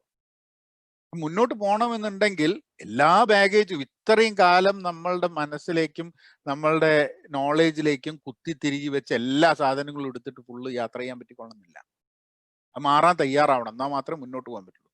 അപ്പൊ നമ്മളുടെ ലോകവീക്ഷണം എന്താണ് എന്നനുസരിച്ച്, എന്തൊക്കെ ബാഗേജ് അതിലുണ്ട് എന്നനുസരിച്ചിട്ടിരിക്കും our perspectives about what the future is and what happiness over there is, and which digital age it is relevant on that. ഇനി ഞാനൊരു 2 കോൺസെപ്റ്റ് വിച്ച് ഇസ് വാട്ട് ഞാൻ എൻ്റെ വർക്കിന്റെ ഭാഗമായിട്ടും ഞാൻ ജനറലി ഒന്ന് മിനിമലിസം എന്നുള്ള കോൺസെപ്റ്റ് ആണ്. അതായത് നമ്മൾ മിനിമൽ ആവുക, ഏറ്റവും കുറവ് സാധനങ്ങളിൽ നമുക്ക് തൃപ്തരാവുക, സംതൃപ്തരാവുക എന്നുള്ളൊരു സംഭവം. മിനിമലിസം ഒരു അമേരിക്കയിലൊക്കെ കഴിഞ്ഞ ഏതാനും വർഷങ്ങളായിട്ട് ഒരു ലൈഫ് സ്റ്റൈലിന്റെ ഭാഗമായിട്ട് മിനിമലിസം വന്നുകൊണ്ടിരിക്കുന്നുണ്ട്. അപ്പൊ ഞാൻ പഠിപ്പിക്കുന്ന ഒരു സാധനമാണ് മിനിമൽ അജൈൽ എന്ന് പറഞ്ഞാൽ. അതായത് ജീവിതത്തിൽ മിനിമൽ ആവുക, പക്ഷേ വർക്കിൽ അജൈൽ ആവുക. അജൈൽ എന്ന് പറഞ്ഞു കഴിഞ്ഞാൽ വളരെ ദ്രുതഗതിയിൽ, അജൈൽ എന്ന് പറഞ്ഞാൽ ഒരു മെത്തേഡാണ് വർക്ക് ചെയ്യുന്നതിന്റെ. സോഫ്റ്റ്വെയർ ഡെവലപ്പ് ചെയ്യുന്നതിന്റെ മെത്തേഡാണ്. പക്ഷെ സോഫ്റ്റ്വെയർ മാത്രമല്ല, വേറെ പല കാര്യത്തിലും ജീവിതത്തിലൊക്കെ അജൈൽ എന്നുള്ള ഒരു മെത്തേഡ് വെച്ച് ചെയ്യാൻ പറ്റും. അതായത് വലിയ പ്രശ്നങ്ങൾ ഉണ്ടെങ്കിൽ അതിനെ ചുരുക്കി ചെറിയ പീസസ് ആക്കിയിട്ട് സ്പ്രിന്റ് എന്ന് പറഞ്ഞിട്ട് ഒരാഴ്ച 2 ആഴ്ചൻ്റെ ഉള്ളിൽ ചെയ്ത് തീർക്കുക എന്നുള്ളത്. അപ്പോൾ അതിനൊരു പ്രോസസ്സ് ഉണ്ട്. നമ്മൾ എപ്പോഴും ഈ എക്സ്പെരിമെന്റ് ചെയ്തുകൊണ്ടിരിക്കുക. അതായത് തെറ്റ് ചെയ്യുന്നതിൽ കുഴപ്പമില്ല, പക്ഷെ ആ തെറ്റിൽ നിന്ന് എന്തെങ്കിലും പഠിച്ചിട്ട് ആ തെറ്റ് ആവർത്തിക്കാതെ അങ്ങനെ മുന്നോട്ട് പോയിക്കൊണ്ടിരിക്കണം. അപ്പൊ ഒരു സോഫ്റ്റ്വെയർ ഡെവലപ്പ് ചെയ്യുന്ന പോലെ നമ്മളുടെ ഗോൾസും ഡ്രീംസും ഡെവലപ്പ് ചെയ്യാൻ വേണ്ടിയിട്ടുള്ളൊരു സംഭവം. അപ്പൊ അതാണ് മിനിമൽ എന്നുള്ളത്. പക്ഷെ മിനിമൽ എന്നുള്ളത് പറയുമ്പോൾ തന്നെ ചോദിക്കേണ്ട വേറൊരു ചോദ്യം ഉണ്ട്. നമ്മൾ ഈ നിരന്തരം ഹാപ്പി ആയിരിക്കണം എന്നുള്ളത് ഒരു നിർബന്ധമാണോ? അതിന്റെ ആവശ്യമുണ്ടോ? അത് പോസിബിൾ ആണോ? ചിലപ്പോൾ ആയിരിക്കില്ല. അപ്പൊ നമ്മളൊരു പെർസ്യൂട്ട് ഓഫ് ഹാപ്പിനെസ് എന്നുള്ളൊരു സംഭവം ഉണ്ടാവുള്ളൂ. ഹാപ്പിനെസ് എന്ന് പറയുന്ന സാധനം നിരന്തരം ഫുൾ ടൈം ഹാപ്പി ആയിക്കൊണ്ടിരിക്കുക എന്നുള്ളൊരു സംവിധാനം ഉണ്ടാവും എന്ന് എനിക്ക് തോന്നുന്നില്ല. കാരണം നമ്മളൊരു ഹാപ്പിനെസ്സിനെ റെക്കഗ്നൈസ് ചെയ്യുന്നത് ഒരു അൺഹാപ്പിനെസ് ഉള്ളത് കൊണ്ടായിരിക്കാൻ മതി. അല്ലാതെ ഇതിപ്പോ ഞാൻ സിനിമേനെ പറ്റി പറഞ്ഞ മാതിരിയാ. അതായത് ധാരാളം സിനിമകൾ വരുന്ന സമയത്ത് മുമ്പേ മലയാള സിനിമ കാണാൻ വേണ്ടിയിട്ട് ഭയങ്കര, എന്ത് മലയാള സിനിമയാണെങ്കിലും എന്ത് നല്ലതും ചവറും എല്ലാം ഇരുന്ന് കാണും. കാരണം അത്രയും അവൈലബിൾ ആയിരുന്നല്ലോ മലയാള സിനിമ. ഇന്നിപ്പോ ധാരാളം മലയാള സിനിമ ആമസോണിൽ വരുന്നുണ്ട്, ഇതിൽ വരുന്നുണ്ട്, ഇന്ത്യൻ സിനിമകൾ വരുന്നുണ്ട്. അപ്പൊ പിന്നെ കുറെ സിനിമകളും നമ്മൾ കാണാതിരിക്കും, കാരണം അതുള്ളത് കൊണ്ട്. അപ്പൊ നമുക്ക് എപ്പോഴും ഈ ലാവിഷ് ആയിട്ട് ഇൻ എക്സസ് ഉണ്ടാവുന്ന സമയത്ത് പലതും, ഇപ്പൊ ഹാപ്പിനെസ്സും ഇൻ എക്സസ് ഉണ്ടായി കഴിഞ്ഞിട്ടുണ്ടെങ്കിൽ അതിന്റെ ഇമ്പോർട്ടൻസ് ഉണ്ടാവില്ല. പക്ഷെ what amount of sadness is okay with you എന്നുള്ളൊരു ചോദ്യമുണ്ട് നമുക്ക് ഓരോരുത്തർക്കും ഉള്ള. What is the sadness that will be okay with us. പിന്നുള്ള ഈ അജിലിറ്റി എന്നെ സംബന്ധിച്ചിടത്തോളം ഹാപ്പിനെസ്സിന് വളരെ ഒരു ഫാക്ടർ ആയിരുന്നു അജിലിറ്റി. അതായത് ഞാൻ എന്തെങ്കിലും അതിൽ പറയുന്ന ചില സാധനം റെട്രോസ്പെക്റ്റീവ്, നമ്മളെല്ലാം ഒരു സ്പ്രിന്റ് കഴിഞ്ഞാൽ നമ്മൾ എന്താ നന്നായിട്ട് നടന്നത്, എന്താ മോശമായിട്ട് നടന്നത്, എന്താ ഏതാന്നുള്ളത് നമ്മൾ സ്വയം വിശകലനം ചെയ്യുന്നത്. ആ ഒരു പ്രോസസ്സ് ജീവിതത്തിൽ കൊണ്ടുവരുന്ന സമയത്ത് അതും കുറെ ഹെൽപ്പ് ചെയ്യും. നമ്മളിങ്ങനെ ഒരു ഐഡിയ ഉണ്ടെങ്കിൽ ഐഡിയ ട്രൈ ചെയ്യും, ശരിയാവില്ല വലിച്ചിടും, വീണ്ടും ട്രൈ ചെയ്യും, വേറെ ഒന്ന് കുറച്ച് മാറ്റങ്ങൾ വരുത്തും, ട്രൈ ചെയ്യും. അപ്പൊ നിരന്തരമായിട്ടുള്ള എക്സ്പെരിമെന്റേഷന്റെ പ്രോസസ് കൂടെ പോകാൻ പറ്റും. മിനിമൽ ആവുക, at the same time agile ആവുക. ഇതിൽ ഞാൻ കൊണ്ടുവന്നൊരു കോൺസെപ്റ്റ്, ഞാൻ ജനറലി മിനിമൽ അജൈലിന്റെ ഭാഗമായിട്ട് പറയുന്നത് മിനിമൽ ഹാപ്പി എക്സിസ്റ്റൻസ് എന്ന സാധനമുണ്ട്. അതായത് നമുക്ക് ഏറ്റവും മിനിമം എന്താ വേണ്ടത്? സന്തോഷത്തോടു കൂടി നിൽക്കാൻ. എന്താണ് നമ്മളെ ഏറ്റവും കൂടുതൽ നമുക്ക് സന്തോഷം നൽകുന്നത്? എന്താണ്? ഇപ്പൊ ഞാൻ ഡിജിറ്റൽ ഏജിൽ ഞാൻ നോക്കിയിട്ടുള്ള ചോദ്യം, എൻ്റെ ജീവിതത്തിൽ എന്ത് ചെയ്യുമ്പോഴാണ് ഞാൻ എൻ്റെ ഫോണിനെ കംപ്ലീറ്റ് മറന്നത്? അങ്ങനെ ഒരു ഗാഡ്ജറ്റ് തന്നെ എനിക്ക് ഉണ്ട് എന്നുള്ള കാര്യം എനിക്ക് ഓർമ്മയില്ലാതെ വന്ന സിറ്റുവേഷൻസ് എപ്പോഴാണ് എന്നുള്ളത് ഞാൻ ആലോചിക്കും. വീട്ടിലിരിക്കുമ്പോഴും കുടുംബത്തിന്റെ കൂടെ ഇരിക്കുമ്പോഴും അല്ലെ മോൻ വർത്താനം പറയുമ്പോഴും ഒക്കെ ഫോൺ ഉണ്ട് എന്നുള്ള ഓർമ്മയിൽ തന്നെയാണ് നമ്മൾ നിൽക്കുന്നത്. അതൊരു ശരിയായ ഒരു ഇതല്ലെങ്കിലും നമ്മളത് ഇറ്റ് ഇസ് ടേക്കിംഗ് പ്രയോറിറ്റി. എൻ്റെ കോളേജ് പഠിച്ച സുഹൃത്തുക്കളെ മീറ്റ് ചെയ്തിട്ട് സംസാരിച്ച് ഒക്കെ നിൽക്കുന്ന സമയത്ത് ഈ ഫോണല്ല ഒരു സാധനം ഉണ്ട് എന്നുള്ളത് ഞാൻ ശ്രദ്ധിച്ചിട്ടില്ല. കാരണം എന്താ വെച്ചാൽ ആ ഫോണൊന്നും എനിക്കൊന്ന് ഞാൻ നാട്ടിൽ വന്നിട്ട് ഞങ്ങൾ 25th ആനിവേഴ്സറിക്ക് ഞങ്ങൾ എല്ലാവരും കൂടിയിട്ട് കാച്ചപ്പ് ചെയ്തപ്പം ആ ഫോണുള്ള കാര്യം തന്നെ എനിക്ക് ഓർമ്മ ഉണ്ടായിരുന്നില്ല. അവിടെ ഇവിടെയും കുറച്ച് ഫോട്ടോസ് എടുത്തു എന്നുള്ള അല്ലാണ്ട് എൻ്റെ ഫോണ് അതിൽ ഫേസ്ബുക്ക് നോക്കണമെന്നോ അല്ലെങ്കിൽ വേറെ എന്തെങ്കിലും കാര്യങ്ങൾ ചെയ്യണമെന്നൊന്നും ഒരു കാര്യം എൻ്റെ മനസ്സിൽ വന്നിട്ടില്ല. അപ്പൊ ആ പ്രോബിൾ ടൈം മാത്രമേ എനിക്ക് എൻ്റെ ഫോണ് മിസ് ചെയ്യാണ്ട് ഇരുന്നിട്ടുള്ളൂ. വിച്ച് ഇസ് അപ്പൊ അതാണ് എന്നെ സംബന്ധിച്ചിടത്തോളം എനിക്ക് തോന്നുന്നത് ഏറ്റവും ഹാപ്പിയായ മൂവ്മെന്റ് ചിലപ്പം അതായിരിക്കാൻ മതി. എന്നെ ഡിജിറ്റൽ ഏജിൽ നിന്നും അതിലെ ഹാപ്പിനെസ് ആയിട്ട് ഒരു ബന്ധവുമില്ലാതെ മാറി നിർത്തിയ സമയം. അപ്പൊ പക്ഷെ നമുക്കൊരു മിനിമൽ ഹാപ്പി എക്സിസ്റ്റൻസ് ഉണ്ട്. അത് നിങ്ങൾക്ക് നിങ്ങളുടെ എന്തെങ്കിലും രീതിയിൽ അതിനൊരു കണ്ടുപിടിക്കാനുള്ള ഒരു വഴി എന്താന്ന് പറഞ്ഞാൽ, നമുക്ക് എല്ലാം നഷ്ടപ്പെട്ടു വിചാരിക്കാം. അതായത് നമുക്ക് നാളെ 0 തുടങ്ങണം. ഒക്കെ നഷ്ടപ്പെട്ടു, വീട്, സ്ഥലം എല്ലാം നഷ്ടപ്പെട്ടു. അപ്പൊ നിങ്ങൾക്ക് ആ ഒരു നിങ്ങളുടെ മിനിമൽ ഹാപ്പി എക്സിസ്റ്റൻസിലേക്ക് എത്തിപ്പെടാൻ ഏറ്റവും മിനിമം സമയം എത്രയാണെന്നുള്ളതാണ്. അതായത് എന്താണ് നിങ്ങളുടെ മിനിമൽ ഹാപ്പി എക്സിസ്റ്റൻസ്? പലപ്പോഴും നമുക്ക് എന്താന്ന് പറഞ്ഞു കഴിഞ്ഞാൽ 3 നേരത്തെ ഭക്ഷണം, നമ്മളുടെ അടുത്ത ആൾക്കാരുമായിട്ട് സ്പെൻഡ് ചെയ്യാൻ സമയം, പിന്നെ കിടക്കാനൊരു സ്ഥലം, അത്യാവശ്യത്തിനുള്ള വസ്ത്രം, ഇത്ര സാധനങ്ങളെ നമുക്ക് ചിലപ്പോൾ ഒരു മിനിമൽ ഹാപ്പി എക്സിസ്റ്റൻസ് ഉണ്ടാവുള്ളൂ. എൻ്റെ മിനിമൽ ഹാപ്പി എക്സിസ്റ്റൻസ് ആയിരിക്കില്ല വേറൊരാളുടെ മിനിമൽ ഹാപ്പി എക്സിസ്റ്റൻസ്. അത് കണ്ടുപിടിക്കേണ്ടത് ആവശ്യമാണ്. അത് കണ്ടുപിടിച്ച് കഴിഞ്ഞിട്ടുണ്ടെങ്കിൽ പിന്നെ ലൈഫ് കുറച്ചും കൂടെ ഹാപ്പി ആവുമെന്ന് ഞാൻ പറയുന്നില്ല, കുറച്ചും കൂടെ ലെസ് കൺസേണിങ് ആവും. കാരണം പല ആൾക്കാരും മിനിമൽ ഹാപ്പി എക്സിസ്റ്റൻസ് ഒക്കെ കഴിഞ്ഞ് പിന്നെ ഓടിക്കൊണ്ടിരിക്കുക നിർത്താത്ത വണ്ടി പോലെ. ഈ മിനിമൽ ഹാപ്പി എക്സിസ്റ്റൻസ് ഒക്കെ അവർക്ക് ഓൾറെഡി അച്ചീവ് ചെയ്ത് കഴിഞ്ഞിരിക്കുന്നു. പക്ഷെ അത് എന്താന്ന് മനസ്സിലാവാത്തത് കൊണ്ട് ഇങ്ങനെ നടക്കുകയാണ്. റിട്ടയർമെന്റിന്റെ ഇതിനെ പറ്റിയിട്ട് ഞാൻ പറയും. ചിലപ്പം റിട്ടയർ ചെയ്യാനുള്ള പൈസ ആൾക്കാർ ഉണ്ടാക്കിയിട്ടുണ്ടാവും, ചിലപ്പോൾ റിട്ടയർ ചെയ്യാനുള്ള പൈസ അടുത്ത ശമ്പളത്തിൽ ഉണ്ടായിട്ടുണ്ടാവും. പക്ഷേ ഏത് ഉറുപ്പിയോ ഏത് ഡോളർ ഉണ്ടാക്കുമ്പോഴാണ് അത് കംപ്ലീറ്റ് ആവുക എന്നുള്ളത് നമുക്ക് അറിഞ്ഞൂടാ. കാരണം ജീവിതത്തിൽ ഉണ്ടാക്കുന്ന എന്തെങ്കിലും ഒരു ഉറുപ്പിയ അല്ലെങ്കിൽ ഒരു ഡോളർ നമ്മൾ ഈ ജീവിതത്തിൽ ഉപയോഗിക്കാണ്ട് പോകും. പക്ഷെ അത് ഏതാ നമുക്ക് അറിഞ്ഞൂടാ. അതുകൊണ്ട് നമുക്ക് പണിയെടുത്തുകൊണ്ടിരിക്കണം, അങ്ങനെ പൈസ ഉണ്ടായിക്കൊണ്ടിരിക്കണം. അതൊരു ഇതാണ്. ഈ മിനിമൽ ഹാപ്പി എക്സിസ്റ്റൻസ് വന്നു കഴിഞ്ഞാൽ ഒരു സമയത്ത് നമുക്ക് പറയാം തീർന്ന്, ഫുൾ സ്റ്റോപ്പ്, ഇനി വേണ്ട, പോയി ബസ്. അത് പറയാനെങ്ങനെ പറ്റും നമുക്ക്? അത് നമ്മളുടെ ആ ഒരു പൊസിഷൻ നമുക്ക് മനസ്സിലാവണം. അപ്പൊ ഞാനൊരു 9 സ്റ്റെപ്സ് ഞാൻ എൻ്റെ ജീവിതത്തിൽ ഞാൻ സെർച്ച് ചെയ്തപ്പോൾ എൻ്റെ ഹാപ്പിനെസ്സിനെ ഡിജിറ്റൽ ഏജിൽ കൺട്രോൾ ചെയ്യുന്ന സംഭവങ്ങൾ എന്താ, ഞാൻ എന്ത് ചെയ്താൽ എനിക്ക് ഹാപ്പി ആവും എന്നുള്ളത് ഞാൻ അങ്ങനെ ഒരു ലിസ്റ്റ് ഉണ്ടാക്കാറ്. അത് മാറിക്കൊണ്ടിരിക്കും ലിസ്റ്റ് കേട്ടോ. ഇപ്പോഴുണ്ടാക്കുന്ന ലിസ്റ്റ് ആയിരിക്കില്ല ചിലപ്പം ഒരു 2 മാസം കഴിഞ്ഞാൽ ഉണ്ടാക്കുന്നത്. കാരണം എൻ്റെ ജീവിതത്തിൽ ഞാൻ മനസ്സിലാക്കുന്ന കാര്യങ്ങൾ മാറിയിട്ടുണ്ടാവും, എൻ്റെ ബന്ധങ്ങൾ മാറിയിട്ടുണ്ടാവും, സിറ്റുവേഷൻ മാറിയിട്ടുണ്ടാവും. അന്ന് വാട്ട് മേക്സ് മീ ഹാപ്പി, ഇന്ന് വാട്ട് മേക്സ് യു ഹാപ്പി ആയിട്ടുള്ള വ്യത്യാസം ഉണ്ടാവും. ഒന്ന് ലേൺ ആൻഡ് ടീച്ച് എന്നുള്ളതാണ് എന്നെ സംബന്ധിച്ചിടത്തോളം എൻ്റെ ജീവിതത്തിൽ വളരെ സന്തോഷം നൽകുന്ന ഒരു സാധനം. പഠിക്കുക, പഠിപ്പിക്കാൻ കഴിയുക. അത് എങ്ങനെ ചെയ്യാൻ പറ്റും, അത് മാത്രം ചെയ്തിട്ട് ഇങ്ങനെ എങ്ങനെ ഇരിക്കാൻ പറ്റും എന്നുള്ളതാണ് എൻ്റെ ഒരു ഹാപ്പിനെസ്സും ആ ഒരു ക്വസ്റ്റ് ഓഫ് ഹാപ്പിനെസ് എന്നുള്ളത് ആസ് ഓഫ് നൗ കേട്ടോ. പിന്നെ ഫോക്കസ് ഓൺ സിംപ്ലിസിറ്റി. വളരെ ലളിതമായി സിമ്പിളായിട്ട് എങ്ങനെ കാര്യങ്ങളെ മനസ്സിലാക്കാൻ പറ്റും. കാരണം ഞാൻ ഒരു കാലത്ത് ഭയങ്കര കോംപ്ലക്സ് ആയിട്ട് കാര്യങ്ങളെ ചിന്തിച്ചിരുന്ന ഒരു കാലം ഉണ്ടായിരുന്നു. അതായത് കോംപ്ലക്സ് ആയിട്ട് ചിന്തിക്കുക, കോംപ്ലക്സ് ആയിട്ട് ആ കാര്യത്തിനെ അതിനെക്കാട്ടും കോംപ്ലക്സ് ആയിട്ട് പറയുക. അപ്പൊ ആൾക്കാർ കേൾക്കണവർ വിചാരിക്കും, ഇവൻ പറയുന്ന ഒന്നും എനിക്ക് മനസ്സിലായില്ല, അവന് ഭയങ്കര ബുദ്ധിയായിരിക്കും. അപ്പോൾ അതൊരു തെറ്റിദ്ധാരണ നമുക്കുണ്ട്. അതായത് വേറൊരാൾ പറയണത് നമുക്ക് മനസ്സിലായില്ലെങ്കിൽ അയാൾക്ക് വലിയ ബുദ്ധിയുള്ളതുകൊണ്ടാണ്. നമ്മൾ ആദ്യമായിട്ട് തീരുമാനിക്കും നമുക്ക് ബുദ്ധി ഇല്ലാത്തതുകൊണ്ട് നമുക്ക് മനസ്സിലാവാത്തത്. നമ്മൾ ഒരിക്കലും ആലോചിക്കില്ല അവന് കഴിവില്ലാത്തതുകൊണ്ടാണ്, സിംപ്ലിഫൈ ചെയ്യാൻ കഴിവില്ലാത്തതുകൊണ്ടാണ് അവന് മനസ്സിലാക്കി തരാൻ പറ്റാത്തത് എന്ന് നമ്മൾ ഒരിക്കലും ആലോചിക്കില്ല. അപ്പം സിംപ്ലിസിറ്റി, നമ്മൾ പറയുന്ന കാര്യത്തിനും നമ്മൾ സിമ്പിൾ ആയിട്ട് ചെയ്യാൻ പറ്റും എന്നുള്ളതാണ്. ഇപ്പൊ ഞാൻ പറഞ്ഞത് സിമ്പിൾ ആണെന്ന് എനിക്ക് അറിഞ്ഞൂടാ കേട്ടോ, പക്ഷെ ക്വസ്റ്റ് അതാണ്. കാരണം സിമ്പിൾ ആയിട്ട് എനിക്ക് മനസ്സിലാക്കാനും സിമ്പിൾ ആയിട്ട് ഒരാൾക്ക് പറഞ്ഞു തരാനും പറ്റുകയാണെങ്കിൽ I think that is happiness. Don't care what other people think. വേറെ ആൾക്കാർ എന്ത് ചിന്തിക്കുന്നു എന്നുള്ളതിനെ പറ്റി നമ്മൾ തീരെ ബോധേഡ് ആവരുത്. കാരണം അവരുടെ ജീവിതമല്ല നമ്മൾ ജീവിക്കുന്നത്, നമ്മളുടെ ജീവിതമാണ് നമ്മൾ ജീവിക്കുന്നത്. അവർ പറയണത് നമ്മൾ കേൾക്കേണ്ട ആവശ്യമില്ല. അത് I don't think it has to be. ആൾക്കാർ എന്നോട് പറയുകയാണ്, നിങ്ങൾ ഇങ്ങനെ ചെയ്തില്ലെങ്കിൽ എനിക്ക് മനസ്സിന് വിഷമം വരും. ഇതിന്റെ എന്റെ ചെയ്യുന്നതായിട്ടല്ലല്ലോ. ഞാൻ അവരെ ദ്രോഹിക്കാത്തോടത്തോളം കാലം they shouldn't be bothered about how I live.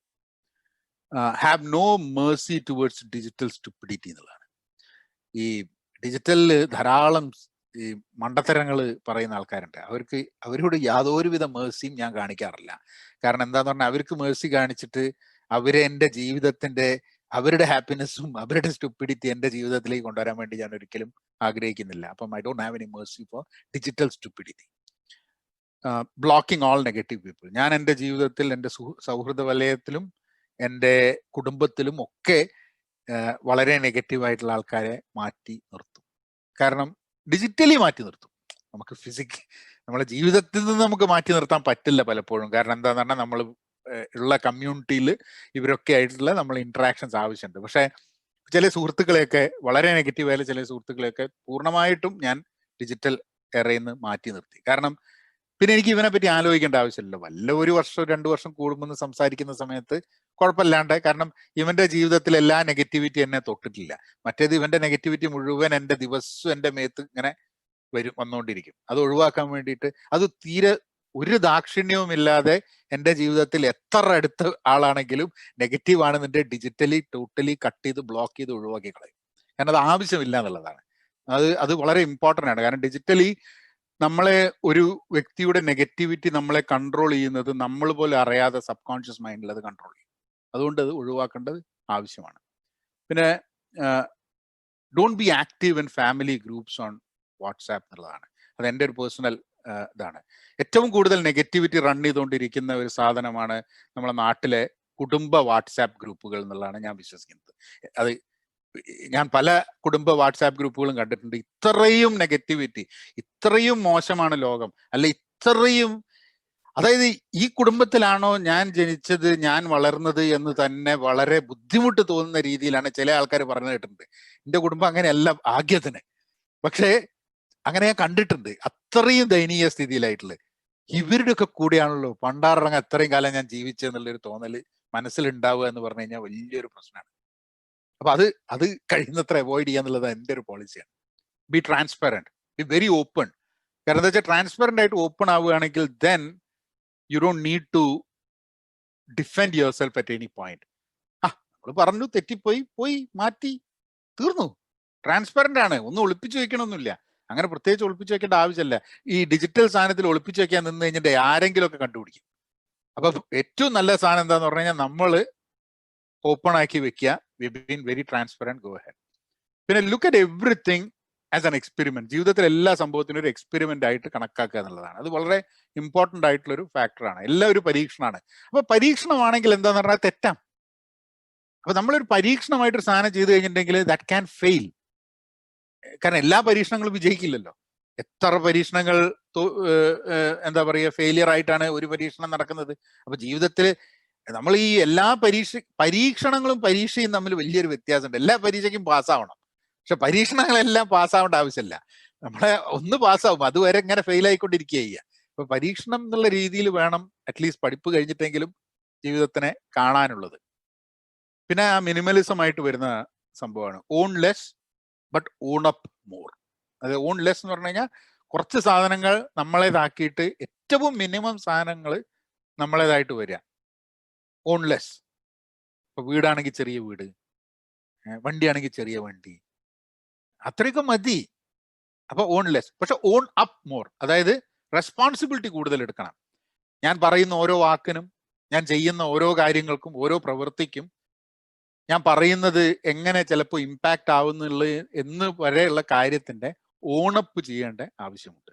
That is you to be responsible for anything. വേറൊരാള് നമുക്ക് വേണ്ടി സംസാരിക്കില്ല, നമ്മൾ തന്നെ നമുക്ക് വേണ്ടി സംസാരിക്കണം എന്നുള്ളത്.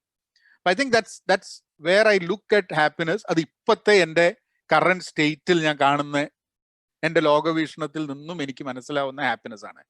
അത് കോവിഡ് കാലം കഴിഞ്ഞു എന്നുള്ളൊരു സമയം വരികയാണ്, ഒക്കെ മാറി കഴിഞ്ഞിട്ട് ഇതിൽ ചില കാര്യത്തിൽ അത് കുഴപ്പമൊന്നുമില്ല, നമുക്കത് ഒഴിവാക്കാന്ന് തോന്നും കേട്ടോ. അപ്പൊ ആ സമയത്ത് ചിലപ്പോൾ ആൾക്കാർ പറയും നീ അതല്ല ഒരു അന്ന് ടോക്കിൽ ഇത് 9 എണ്ണം പറഞ്ഞിട്ടുണ്ടല്ലോ, അതിൽ 2 എണ്ണം തന്നെ എടുത്തു മാറ്റിയെന്ന് വെച്ചാൽ എടുത്തു മാറ്റാൻ തോന്നി. അപ്പൊ അതൊന്നും നമ്മളുടെ ജീവിതത്തിലെ ടെൻഷന്റെ ഭാഗമാക്കിയിട്ട് വെക്കരുത്. Because just forget about it and then move forward. അപ്പൊ അതാണ് എനിക്ക് ഓൺ ഹാപ്പിനെസ് ആൻഡ് ഡിജിറ്റൽ ഏജിലുള്ളത്. നമുക്ക് ക്വസ്റ്റ്യൻസ് എടുക്കാം, ഇതുമായിട്ട് ബന്ധപ്പെട്ടിട്ടുള്ളോ അങ്ങനെ എന്തെങ്കിലും ക്വസ്റ്റ്യൻസ് എടുക്കാം. Over to you. You're on mute. മ്യൂട്ടിലാണ്.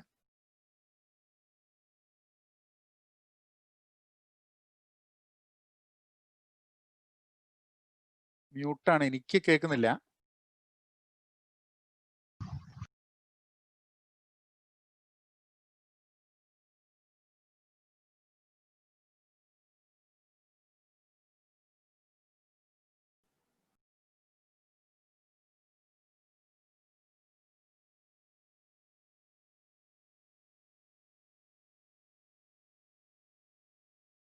അതിന്റെ ഇടയ്ക്കൊന്ന് കേട്ട മാതിരി തോന്നി.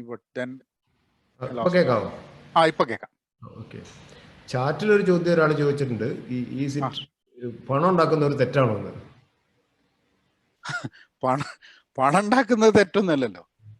പണം ഉണ്ടാക്കുക എന്നുള്ളത്, പണമില്ലാതെ ജീവിക്കാൻ പറ്റുന്ന ഒരു സാഹചര്യത്തിൽ പണമില്ലാതെ ജീവിക്കാനാണ് ഞാൻ ശ്രമിക്കുക. എന്തിനാ ബുദ്ധിമുട്ടി പണം ഉണ്ടാക്കുന്നത്? പക്ഷെ ജീവിക്കാൻ വേണ്ടി പണമുണ്ട് എന്നുള്ളത്, പണം ഉണ്ടാക്കുന്നൊരു തെറ്റല്ല. അങ്ങനെ ജീവിതത്തിൽ തെറ്റൊന്നുമില്ല. അതൊക്കെ ഞാൻ ക്വസ്റ്റ്യൻ കണ്ടു, സിൻ എന്നൊക്കെയാ പറയണത്. സിന്ന് എന്നുള്ള സാധനമൊന്നും ഇല്ല എൻ്റെ ജീവിതത്തിൽ. അങ്ങനെ ഒരു സംഭവം ഒന്നുമില്ല. പാപം എന്നൊക്കെ പറയണത് ഏതൊരു പണ്ട് കാലത്ത് ഓരോ പ്രയോഗങ്ങളല്ലേ പാപം എന്നൊക്കെ പറയണത്. അങ്ങനെയൊന്നുമില്ല. പണമൊക്കെ ഉണ്ടാക്കണം.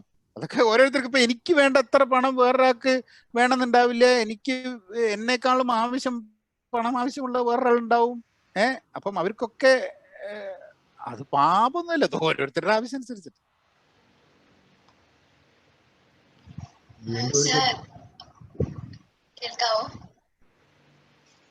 Yes hello. യെസ്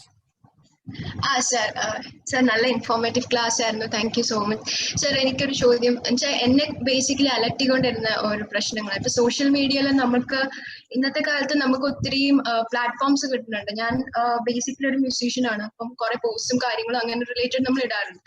അപ്പൊ നമുക്ക് ഒത്തിരി മോട്ടിവേഷൻ കിട്ടുന്നതിലുപരി നമുക്ക് ഒത്തിരി ഡിമോട്ടിവേറ്റ് ആകാനുള്ള ചാൻസസ് പല സമയത്തും എനിക്ക് തോന്നിയിട്ടുണ്ട്. ലൈക്ക് നമ്മുടെ ക്ലോസ് ഫ്രണ്ട്സിൽ നിന്ന് വരെ we tend to know that they are fake. അപ്പൊ നമ്മൾ ഒത്തിരി ഡിമോട്ടിവേഷൻ കിട്ടാനുള്ള ഒരു ചാൻസ് കൂടുതലുണ്ട്. അപ്പൊ അങ്ങനത്തെ സിറ്റുവേഷൻസിൽ നമ്മൾ എങ്ങനെയാ അത് ഹാൻഡിൽ ചെയ്യും?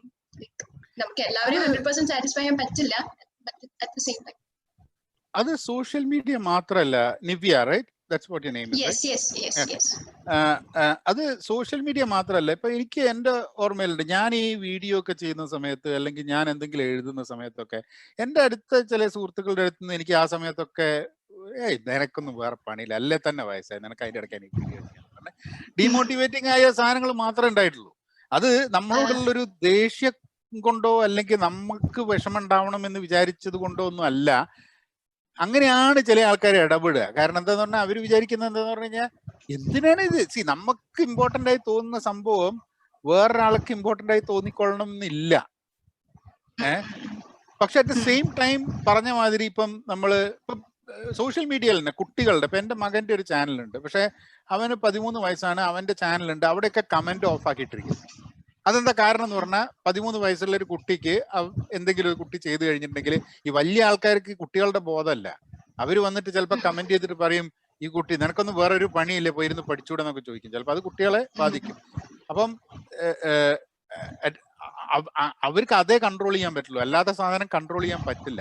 പിന്നെ എല്ലാവരെയും സന്തോഷിപ്പിക്കുക എന്നുള്ളതും എല്ലാവരുടെ ടിക്ക് മാർക്കും കിട്ടുമെന്നും പ്രതീക്ഷിച്ചിട്ട് ഒരു സാധനത്തിൽ ഇറങ്ങിത്തിരിക്കരുത്. കിട്ടില്ല. And don't expect only people who. ഇപ്പൊ എന്നോട് ആൾക്കാർ ചോദിക്കാറുണ്ട്, നിങ്ങളുടെ അഭിപ്രായങ്ങളോട് എതിർത്ത് പറയുന്ന ആൾക്കാരെ നിങ്ങൾക്ക് ഇഷ്ടമല്ലേ? ഞാനെന്തിനാ പിടിച്ച് എന്റെ അഭിപ്രായങ്ങളെ എതിർക്കുന്ന ഒരാളെ ഞാൻ പിടിച്ചെന്താ ഷെയ്ക്ക് ഹാൻഡ് കൊടുത്തിട്ട് well done great my boy എന്ന് പറയണോ? ഞാൻ പറയില്ല, ഞാൻ പണിയൊക്കെ പറയും. അപ്പം അതാണ് എന്നെ സ്വാഭാവികമായിട്ട് അതല്ലേ ഞാൻ ചെയ്യേണ്ട ആവശ്യമുള്ളൂ. അങ്ങനെ ആലോചിച്ചാൽ മതി കാര്യങ്ങൾ.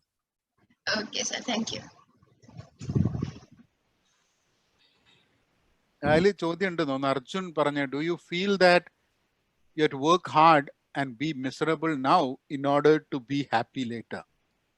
If you don't work hard you will be miserable later. അപ്പൊ അതൊരു ഫാക്ടർ ഉണ്ട്.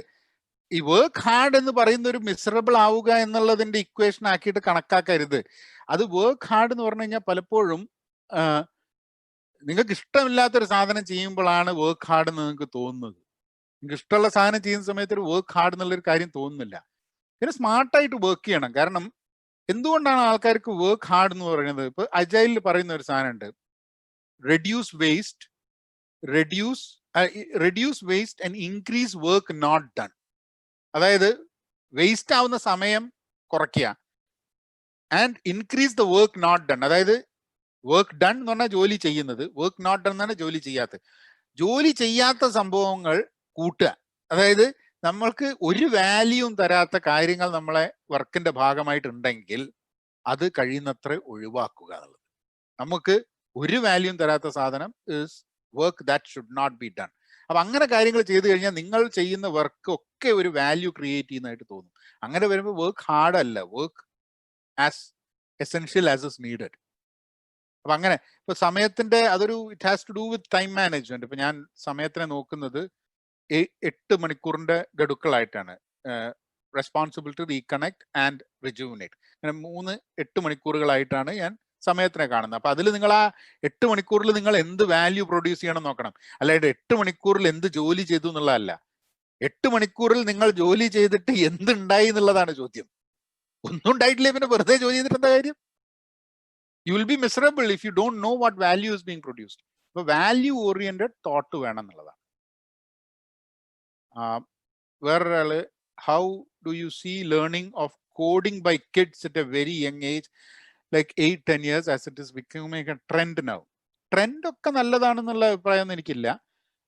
8 വയസ്സും 10 വയസ്സുള്ള കുട്ടികളെ കോഡിംഗ് പഠിപ്പിക്കരുത് എന്നൊന്നും ഞാൻ പറയുന്നില്ല. പക്ഷെ കുട്ടികൾക്ക് കോഡിംഗ് പഠിപ്പിക്കുക എന്ന് പറഞ്ഞു കഴിഞ്ഞിട്ടുണ്ടെങ്കിൽ ആ ഒരു ഏജിൽ I have a problem with advertisement that they will, അവർക്ക് ലക്ഷക്കണക്കിനും കോടിക്കണക്കിനും ഉറുപ്പിക കിട്ടും, അവർക്ക് നാളെ ഗൂഗിളിന്റെ ഏറ്റവും വലിയ എഞ്ചിനീയർ ആവും എന്നുള്ള തോട്ട്സ് ഒക്കെ ചിലപ്പം ആ സ്ഥാനത്തായിരിക്കും.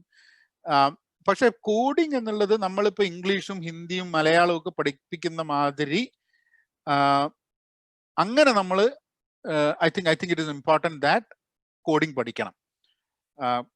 അത് സ്കൂളിൽ തന്നെ പഠിക്കണം. അതായത് ഇപ്പൊ ഞാനൊക്കെ പ്രോഗ്രാമിംഗ് എന്നുള്ള കോൺസെപ്റ്റ് നടക്കുന്നത് ഞാൻ 89-93 ആണ് എഞ്ചിനീയറിംഗ് പഠിക്കുന്നത്.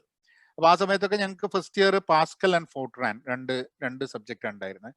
ആൻഡ് അത് അന്ന് കാലത്ത് ഏതോ ഒരു സാറ് ഞങ്ങൾക്ക് വേണ്ടി, അന്ന് കമ്പ്യൂട്ടർ സാറുമാരൊന്നും ഇല്ല അന്ന്, അപ്പൊ ആരൊരാൾ സാറ് പഠിച്ചിട്ട് ഞങ്ങളെ പഠിപ്പിക്കുകയാണ് ചെയ്തത് ഫോർട്രാനും പാസ്കലും ഒക്കെ. ബട്ട് അന്ന് ദാറ്റ് വാസ് ഓക്കെ. പക്ഷെ ഇന്ന് ഇപ്പൊ കമ്പ്യൂട്ടർ സയൻസോ എന്തെങ്കിലും പഠിക്കാൻ വേണ്ടി പോവുകയാണെങ്കിൽ സ്കൂളിലൊന്നും ഒരു കോഡിങ്ങും പഠിക്കാണ്ട് എഞ്ചിനീയറിംഗിന് നേരെ പോയത് കൊണ്ട് കാര്യമുണ്ടെന്ന് എനിക്ക് തോന്നുന്നില്ല. So I think kids should be taught. പക്ഷെ ഡോണ്ട് ടീച്ച് കിഡ്സ് ദാറ്റ്, ഇപ്പം ചിലത് കാണുന്നുണ്ട് കുട്ടികളെ കോഡിംഗ് പഠിപ്പിക്കുക, AI, ML, IoT. എന്ത് IoT, ML-ഉം AI ആണ് ഈ 8 വയസ്സും 10 വയസ്സുള്ള കുട്ടികളെ കൊണ്ട് ചെയ്യിപ്പിക്കുന്നത്? കുട്ടികൾ മര്യാദയ്ക്ക് ഒരു സെന്റൻസ് മര്യാദയ്ക്ക് എഴുതിയ ഒരു പുസ്തകം വായിക്കുകയൊക്കെ വേണ്ടേ, കളിക്കുകയൊക്കെ വേണ്ടേ? പക്ഷെ അല്ലാണ്ട് ചിലപ്പോൾ റോബോട്ടിക്സിലൊക്കെ കുട്ടികൾ കുറെ കാര്യങ്ങളൊക്കെ ചെയ്യുന്നുണ്ട്. എൻ്റെ കുട്ടികൾക്ക് പ്രോഗ്രാമിംഗ് അറിയില്ല കേട്ടോ. എൻ്റെ മോള് കമ്പ്യൂട്ടർ സയൻസ് എടുക്കാൻ വേണ്ടി പോയി, അവള് A+ ഒക്കെ ഉണ്ടായിരുന്നു, കമ്പ്യൂട്ടർ സയൻസ് പഠിച്ചു കുറച്ചു കാലം. പിന്നെ നോക്കുമ്പം കമ്പ്യൂട്ടർ സയൻസ് അവൾ പറഞ്ഞു അവൾക്ക് അത്ര ഇഷ്ടപ്പെടുന്നില്ല, ഇറ്റ് ഇസ് ഡിഫിക്കൽട്ട്, കാരണം മുമ്പേ ഒന്നും പ്രോഗ്രാമിംഗ് ഒന്നും പഠിച്ചിട്ടില്ല. And she moved into economics and math. അതാണ് ഇൻട്രസ്റ്റ് എന്ന് പറഞ്ഞിട്ട്. മോന് കമ്പ്യൂട്ടറായിട്ട് യാതൊരു, എൻ്റെ മകൻ കോളേജ് പോകുന്നുണ്ടെന്ന് എനിക്ക് തോന്നുന്നില്ല. കാരണം എന്താ വെച്ചാൽ അവനൊക്കെ കോളേജിലേക്ക് വരുമ്പോഴേക്കും ഞാൻ നിർബന്ധിക്കുന്ന ഒരു സംഭവമല്ല കോളേജ് പോകണം എന്നുള്ളത്. കാരണം അവന് താല്പര്യമുള്ള സാധനം അതിന് മുമ്പ് അവന് കണ്ടെത്തി കഴിഞ്ഞിട്ടുണ്ടെങ്കിൽ പിന്നെ എന്തിനേയും 4 വർഷം. കാരണം ഞാൻ എന്തായാലും എൻ്റെ കുട്ടികൾക്ക് പൈസ കൊടുക്കാൻ പോകുന്നില്ല കോളേജ് പഠിക്കാൻ, ഒക്കെ അവരുണ്ടാക്കി പഠിക്കേണ്ടി വരും. അതൊക്കെ എൻ്റെ ഹാപ്പിനെസിന്റെ ഒരു ഭാഗമാണ് കേട്ടോ. കുട്ടികളുടെ പഠിപ്പിനൊന്നും വേണ്ടി 5 പൈസ ചെലവാക്കരുത് പാരന്റ്സ് ഹാപ്പി ആയിട്ട് ജീവിക്കണം എന്നുണ്ടെങ്കിൽ. അതൊക്കെ വളരെ ഇമ്പോർട്ടൻ്റ് ആയിട്ടുള്ള സാധനമാണ്. Any other questions?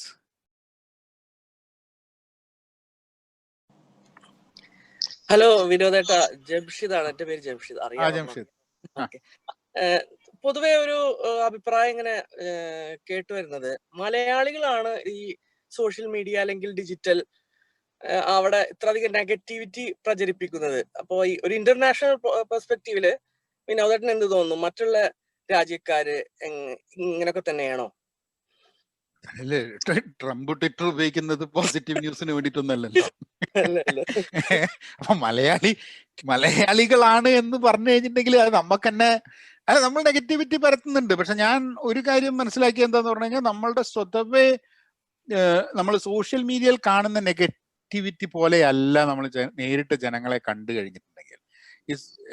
അത് ലോകത്തിൽ എല്ലായിടത്തും ഉള്ളൊരു പ്രശ്നമാണ്. കാരണം ഒറ്റയ്ക്ക് ഒരു സ്ഥലത്ത് ഒളിച്ചിരുന്നിട്ട് എന്തും പറയാം എന്നുള്ള ഒരു രീതിയിലേക്ക് ഇത് വരുന്നുണ്ട്. That creates a lot of unhappiness. എനിക്ക് നെഗറ്റീവായിട്ട് എനിക്ക് ഏറ്റവും അൺഹാപ്പിനെസ് സോഷ്യൽ മീഡിയയിൽ തരുന്നത്, നമ്മൾ എന്തിലെങ്കിലും ഒരു നെഗറ്റീവ് കാര്യത്തിന്റെ മുകളിൽ തന്നെ നമ്മൾ അതിനെ നെഗറ്റീവായിട്ടുള്ളൊരു പ്രതികരണം ചെയ്ത് കഴിഞ്ഞിട്ട് അതിന്റെ മുകളിൽ വരുന്ന നെഗറ്റിവിറ്റി ഒക്കെ കൂടിയിട്ട് കമ്പ്യൂട്ട് ചെയ്തിട്ട് കൂടുതൽ പ്രശ്നങ്ങൾ ഉണ്ടാവുന്ന സമയത്താണ്. പക്ഷെ നമ്മൾ പോസിറ്റീവായ ഒരു കാര്യം പറഞ്ഞാൽ കേൾക്കാൻ ആൾക്കാരും ഇല്ല. കാരണം അത് ആൾക്കാർക്ക് വലിയ താല്പര്യമൊന്നുമില്ല. അത് പിന്നെ അങ്ങനെയൊന്നുമല്ല, അത്രയൊന്നും വലിയ കാര്യമില്ല എന്ന് പറയും. മലയാളികൾ മാത്രമാണെന്ന് എനിക്ക് തോന്നുന്നില്ല. പിന്നെ സോഷ്യൽ മീഡിയ യൂസേജ് കൂടുന്ന സമയത്ത് സ്വാഭാവികമായിട്ടും അതില് നെഗറ്റിവിറ്റിയും കൂടാനുള്ള സാധ്യത ഉണ്ട്. ഐ ഡോണ്ട് തിങ്ക് അങ്ങനെ പൂർണ്ണമായിട്ട്. പിന്നെ നമ്മൾ കൂടുതലും മലയാളികളുടെ ഇടയിൽ സോഷ്യൽ മീഡിയ ഉപയോഗിക്കുന്നതുകൊണ്ട് അവരുടെ നെഗറ്റിവിറ്റി നമുക്ക് കാണുന്നല്ലോ. അങ്ങനെ അടച്ചിട്ട് നമ്മളാണ് മോശം എന്ന് പറയാൻ പറ്റുമെന്ന് എനിക്ക് അറിഞ്ഞൂടാ.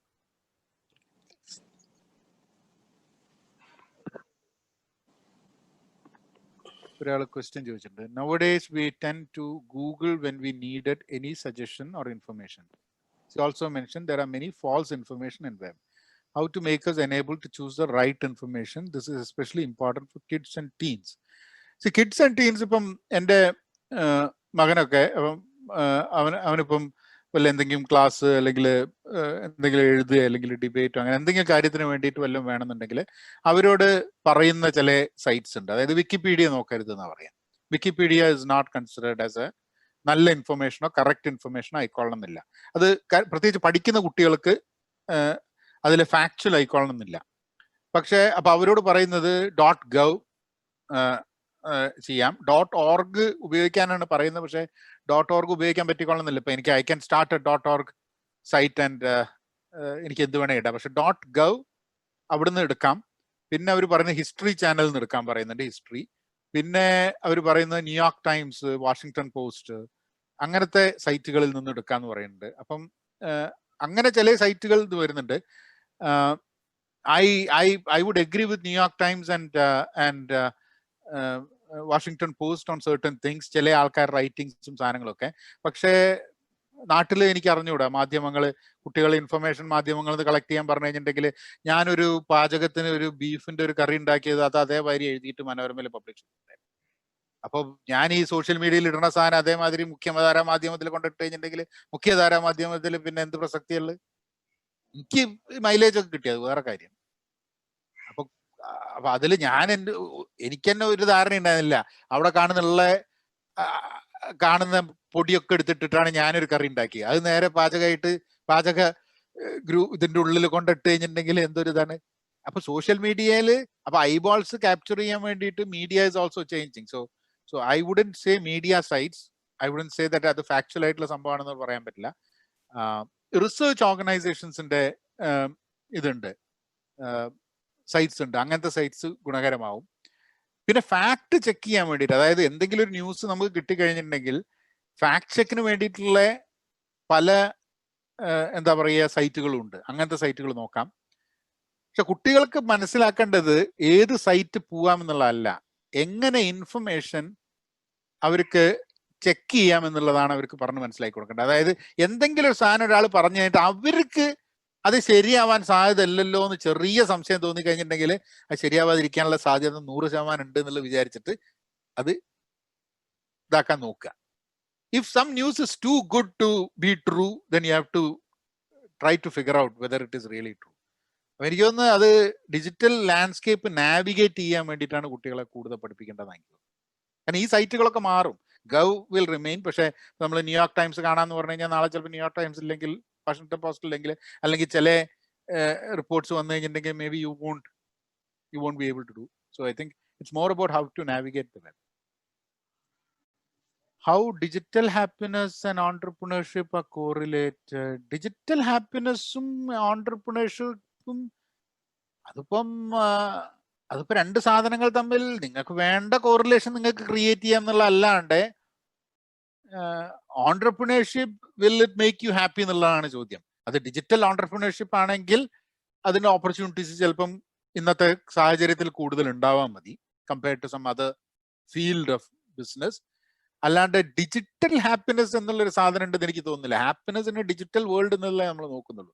നമ്മളൊരു ഡിജിറ്റൽ ഹാപ്പിനെസ് എന്നുള്ള ആ ഒരു ആ വേർഡ് കോയിൻ ചെയ്ത് കഴിഞ്ഞിട്ടുണ്ടെങ്കിൽ അത് ശരിയാണെന്ന് എനിക്ക് തോന്നുന്നില്ല. കാരണം നമ്മളുടെ ഹാപ്പിനെസ് ആണ് നമ്മൾ നോക്കുന്നത്. അത് നമ്മൾ ഡിജിറ്റൽ ആയിട്ടുള്ള കാര്യങ്ങൾ ഉപയോഗിക്കുന്ന വഴി നമ്മളെ ഹാപ്പിനെസ്സിന് കോട്ടം തട്ടരുത് എന്നേ ഉള്ളൂ. പക്ഷെ ഡിജിറ്റലായിട്ട് വളരെ സാവി ആയിട്ട് കാര്യങ്ങൾ ചെയ്യുകയും നമ്മളുടെ കൺട്രോളിലും പരിധിയിലും വെക്കുകയും ചെയ്യുക എന്നുള്ളത് വളരെ ആവശ്യമായിട്ടുള്ള സംഭവമാണ്. I think there's a connection between digital and entrepreneurship, but not necessarily with happiness. Happiness എന്ന് പറയുന്നത് അതിനെയൊക്കെ all encompassing സാധനമായിട്ട് കിടക്കല്ലേ ഉണ്ടാവുള്ളൂ. അങ്ങനെയാണ് എൻ്റെ thought. Heera Pillai, how students can be made more happy in digital classes. See, digital classes entertaining ആയിരിക്കണം. So I think that's what is more important. ഞാൻ എൻ്റെ ഒരു എക്സ്പീരിയൻസ് ഞാൻ പറയാം. കാരണം എൻ്റെ മകനൊക്കെ ഡിജിറ്റൽ ക്ലാസ്സിലേക്ക് വന്നപ്പം, and he is in 8th grade now, 8ാം ക്ലാസ്സിലേക്ക് വന്ന സമയത്ത് എൻ്റെ ഏറ്റവും വലിയൊരു വെറി ഉണ്ടായിരുന്നു ഇവന് അത് ഹാൻഡിൽ ചെയ്യാൻ പറ്റും എന്നുള്ളതായിരുന്നു. നമുക്ക് നമ്മളെ വിചാരം നമ്മളെ മോനാണ്, നമുക്ക് പറ്റില്ല, അപ്പൊ അവനും പറ്റില്ല എന്നുള്ള ധാരണയിലാണല്ലോ നമ്മളുടെ എപ്പോഴുള്ള ചിന്ത പോണത്. അപ്പം അത് പറ്റുമോ? പക്ഷെ അവർ വളരെ ഫാസ്റ്റ് ആയിട്ട് പിക്കപ്പ് ചെയ്തു എന്നുള്ളതാണ്. അത് ഇവിടെ ആയതുകൊണ്ടാണോ എന്ന് എനിക്ക് അറിഞ്ഞൂടാ. കാരണം അവർക്ക് ഫോണുണ്ട്, കാര്യങ്ങളൊക്കെ ഉണ്ട്. അപ്പം സാറുമാർക്കായിരിക്കാം മതി കൂടുതൽ ബുദ്ധിമുട്ടുണ്ടായിട്ടുണ്ടാവുക കുട്ടികളെ ഡിജിറ്റലായിട്ട് പഠിപ്പിക്കാൻ. അത് കഴിഞ്ഞിട്ട് എനിക്ക് സത്യം പറഞ്ഞു കഴിഞ്ഞിട്ടുണ്ടെങ്കിൽ I found it good, because ഈ സാർ എടുക്കുന്ന ക്ലാസ് ഒക്കെ റെക്കോർഡഡ് ആണ്. അപ്പൊ ഇവൻ എൻ്റെ അടുത്ത് വന്ന് സംശയം ചോദിക്കുമ്പോൾ എനിക്ക് ഞാൻ പഠിച്ച രീതിയിൽ പറഞ്ഞു കൊടുത്ത കൺഫ്യൂഷൻ ഉണ്ടാവും. അപ്പൊ ഞാൻ അവനോട് ചോദിക്കും സാറ് പഠിപ്പിച്ചെന്ന് കാണിച്ചിട്ടുണ്ട്. അപ്പൊ സാറ് പഠിപ്പിച്ച യൂട്യൂബ് അവൻ കാണിച്ചു തരും. അപ്പൊ അത് കണ്ടു കഴിഞ്ഞാൽ എനിക്ക് മനസ്സിലാവും എന്താ സംഭവം നടക്കുന്നത്. സോ ഫോർ മീ, എനിക്ക് അവനോട്ട് ഇന്ററാക്ട് ചെയ്ത് പഠിപ്പിക്കാൻ കൂടുതൽ എളുപ്പമായിട്ട് വരുന്നുണ്ട്. പക്ഷെ കുട്ടികൾക്ക് ഹാപ്പി ആവണമെന്നുണ്ടെങ്കിൽ സാറുമാരായിട്ട് ബന്ധപ്പെടുത്തിയിട്ട് തന്നെ ഇരിക്കുള്ളൂ. ഇത് ഐ തിങ്ക് അത് എങ്ങനെ നിങ്ങൾ തമാശകളായിട്ട് പറയുന്നു, കാര്യങ്ങളൊക്കെ ചെയ്യുന്നു, എങ്ങനെ നിങ്ങൾ ക്ലാസ് എടുക്കുന്നു എന്നുള്ളതാണ്.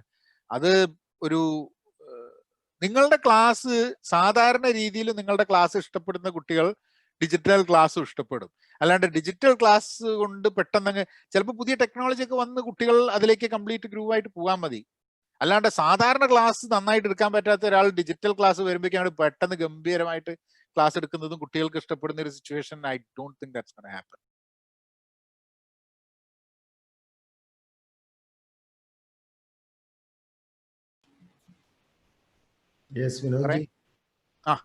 ഞാൻ എൻ്റെ ഒരു സംശയം, നമ്മൾ ഈ പഴയ മലയാള സിനിമകളിലൊക്കെ നമ്മൾ ഈ വിരഹം എന്ന് പറയുന്ന ഒരു കൺസെപ്റ്റിനെ നമ്മൾ ഭയങ്കര ദുഃഖകരമായിട്ടാണ് കാണുന്നത്. പക്ഷെ ഈ ഡിജിറ്റൽ വേൾഡിൽ വന്നപ്പോ ഈ പഴയ സാധനങ്ങൾ നോക്കിക്കാണുന്ന ഒരു പരിധി വിട്ട ആനന്ദം നമുക്ക് തരുന്നില്ലേ? ശരിക്കും ആനന്ദം തരുന്നുണ്ട് പഴയ സാധനങ്ങൾ കാണുമ്പോൾ. പക്ഷെ അത് എപ്പോഴാണ് നമുക്ക് തരുന്നത്? അത് നമ്മൾ ഇപ്പൊ ഞാനും ഇപ്പൊ നമ്മള് സുഹൃത്തുക്കളായിട്ട് ഇരുന്നിട്ട് നമ്മൾ പഴയ കഥകൾ പറയുമ്പോൾ ഒരു രസം തോന്നും, നമുക്കത് റീലിവ് ചെയ്യാണ് നമ്മള്. പക്ഷെ ഒറ്റയ്ക്ക് നമ്മൾ ഇരുന്ന് ഡിജിറ്റലിൽ ഇങ്ങനെ ഇരുന്ന് ക്ലിക്ക് ചെയ്ത് പോകുന്നതിൽ ഒരു ആനന്ദം ഉണ്ടെന്ന് എനിക്ക് തോന്നുന്നില്ല. കാരണം നമുക്ക് ഇപ്പൊ എന്റെ ഫ്രണ്ട്സ് കൂടിയിട്ട് കഴിഞ്ഞ ദിവസം വാട്സാപ്പിൽ മെസ്സേജ് ഇട്ടു. ഇവര് ഈ കോവിഡിന്റെ കാലത്ത് ഇവരൊക്കെ കൂടിയിട്ട് എന്തോ നമ്മളൊരു ഫ്രണ്ടിന്റെ ഫാം ഹൗസ് പോയിട്ട് എല്ലാരും കൂടി ഇരുന്നിരിക്കുന്ന നല്ലൊരു ഫോട്ടോ എനിക്ക് അയച്ചു തന്നു. എനിക്ക് ഭയങ്കര ദേഷ്യവും വിഷമവും സങ്കടവും ഒക്കെയാണ് വന്നത് കണ്ടിട്ട്. കാരണം എന്താന്ന് പറഞ്ഞു കഴിഞ്ഞാൽ നമ്മളിത് ഒരാളെയും കാണാതെ എത്ര കാലമായി ഇവിടെ ഇരിക്കുന്നത്. അപ്പൊ ഇത് കാണുമ്പോൾ അല്ല അവരോടുള്ളൊരു അസൂയയും കാര്യങ്ങളൊന്നും അല്ല, പക്ഷെ എന്നാലും ആ ഒരു സാധനം. അപ്പം എനിക്ക് അത് എന്റേതായിരിക്കാൻ മതി കേട്ടോ. നമ്മൾ പഴയ ഓർമ്മകൾ വരുന്ന സമയത്ത് നമുക്കത് സന്തോഷമാണോ തരുന്നത് എനിക്ക് അറിഞ്ഞൂടാ. I don't know. ഒരു നൊസ്റ്റാൾജിയ എന്നുള്ള രീതിയിലാണ്. വിരഹം എന്ന് പറയുന്നത് ഇറ്റ് ഇസ് സെപ്പറേഷൻ, റൈറ്റ്?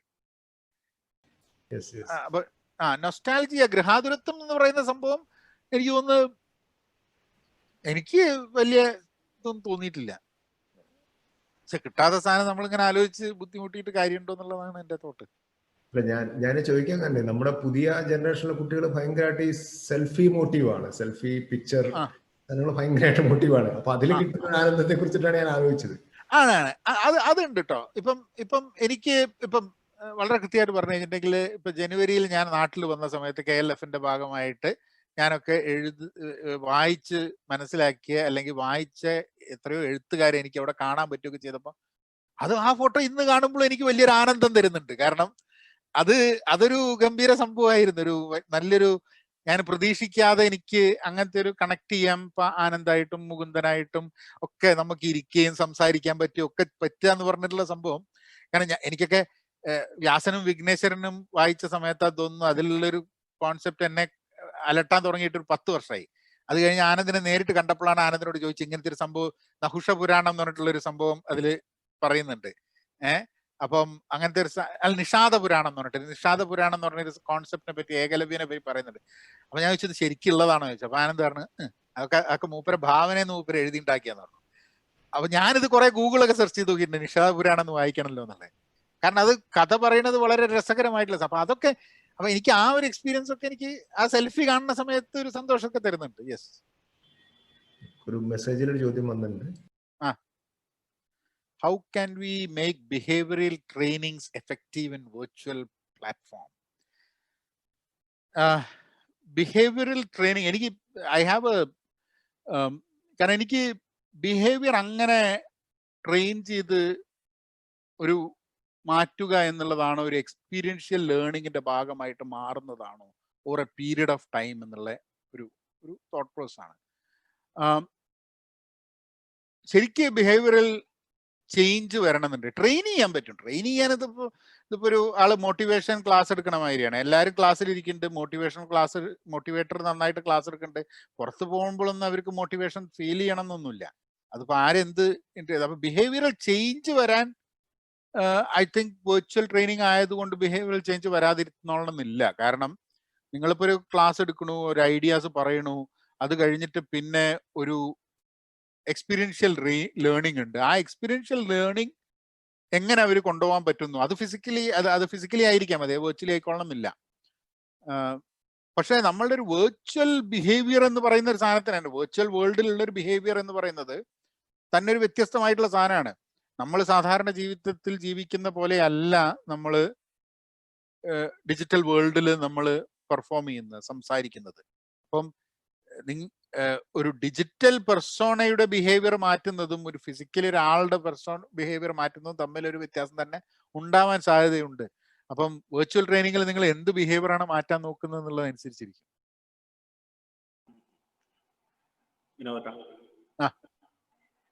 പിന്നെ ഞാൻ ഇന്ന് നിങ്ങൾ സംസാരിച്ചതിനെ മാത്രം ബേസ് ചെയ്തിട്ട് ചോദിക്കുന്നതാണ്. നമ്മൾ തുടങ്ങിയപ്പോ പറഞ്ഞല്ലോ ഒരാളുടെ സന്തോഷത്തിന്, ഒരു നിമിഷം ഞാൻ ഒന്ന് ഇയർഫോൺ റെക്കോർഡിക്കണം. ഒരാളുടെ സന്തോഷത്തിന് പിന്നെ അയാള് മാത്രാണ് കാരണക്കാരെന്ന് പറഞ്ഞല്ലോ. ഉത്തരവാദി, കാരണക്കാരനല്ല, ഉത്തരവാദി അങ്ങനെ പറഞ്ഞല്ലോ. അപ്പോ ഞാൻ ആക്ച്വലി എല്ലാ ടൈപ്പ് കാര്യത്തിലും 2 തരമായിട്ട് ഡിവൈഡ് ചെയ്യുന്നത്. വായനക്കാരും ഉണ്ട്, എഴുത്തുകാരും ഉണ്ട്. ഓക്കെ, അപ്പോ സന്തോഷത്തിന്റെ കേസിലും സന്തോഷം കണ്ടെത്തുന്നവരും സന്തോഷത്തിനെ ഡിഫൈൻ ചെയ്യുന്നതുമായിട്ടുള്ള ഒരു ടൈപ്പ് ഓഫ് ആൾക്കാരുണ്ട്. പിന്നെ എപ്പോഴും ബാക്കിയുള്ളവരെ സന്തോഷം കണ്ട് ആ സന്തോഷം ആവാൻ ശ്രമിക്കുന്നവരോ അല്ലെങ്കിൽ എങ്ങനെ സന്തോഷിക്കണം എന്ന് ചോദിക്കുന്നവരോ ഉണ്ട്. എങ്ങനെ സന്തോഷിക്കണം എന്ന് പറഞ്ഞു കൊടുക്കുന്നവരുണ്ട്. ഒരുപക്ഷെ ഈ ചർച്ചയിൽ പറഞ്ഞു കൊടുക്കുന്ന ആള് വിനോദേട്ടനും എങ്ങനെയൊക്കെ സന്തോഷം കണ്ടെത്താന്ന് ശ്രമിക്കുന്നവരായിരിക്കും കേൾവിക്കാരില്ല ഞാനടക്കമുള്ളത്, മേ ബി ഉണ്ടാവും. ഓക്കെ, അപ്പോ മൈ ക്വസ്റ്റ്യൻ ഈസ്, ഒരാള് വേറൊരാള് ഡിഫൈൻ ചെയ്ത തന്റെ സന്തോഷം കണ്ടെത്താൻ ശ്രമിക്കുന്നുണ്ടെങ്കിൽ അയാൾ എത്രത്തോളം അതിന് സക്സസ് ആകാൻ ചാൻസ് ഉണ്ട്? അതായത് സെൽഫായിട്ട് സന്തോഷം ഡിഫൈൻ ചെയ്യാൻ പറ്റുന്നില്ലെങ്കിൽ ഒരാൾക്ക്, അത് വേറൊരാള് പറഞ്ഞു കൊടുത്തതിൽ നിന്ന് സന്തോഷം കണ്ടെത്തി എത്രത്തോളം സക്സസ്ഫുള്ളി സന്തോഷിക്കാൻ അയാൾ ചാൻസ് ഉണ്ട്? അത് അവസാനം എനിക്ക് തോന്നുന്ന മിനിമൽ ഹാപ്പി എക്സിസ്റ്റൻസ് എന്ന് പറയുന്ന ഒരു പോയിന്റിലെത്തും. അതായത് എൻ്റെ സന്തോഷത്തിന്റെ ഏറ്റവും ലിമിറ്റഡ് പരിധി എന്താന്നുള്ളത്. അപ്പൊ ഞാൻ എൻ്റെ കരിയറൊക്കെ തുടങ്ങുന്ന സമയത്ത് ഐ തിങ്ക്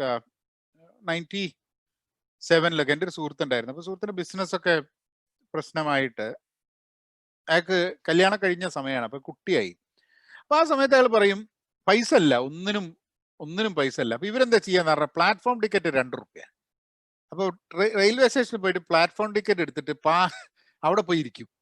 എന്നിട്ട് അതിലൂടെ നടന്നു വരുന്ന ആൾക്കാർ, ഇറങ്ങി വരുന്ന ആൾക്കാർ, ഇവരെയൊക്കെ അങ്ങനെ നോക്കി ആൾക്കാരെ അങ്ങനെ കണ്ട് ഭയങ്കര എൻജോയ്മെന്റ് ആയിരുന്നു. സിനിമയ്ക്ക് ടിക്കറ്റ് എടുക്കേണ്ട ആവശ്യമില്ല, 2 രൂപ എടുക്കേണ്ട ആവശ്യമുള്ളൂ, പ്ലാറ്റ്ഫോം ടിക്കറ്റ് എടുത്താൽ മതി, അവിടെ പോയി ഇരുന്നാൽ മതി.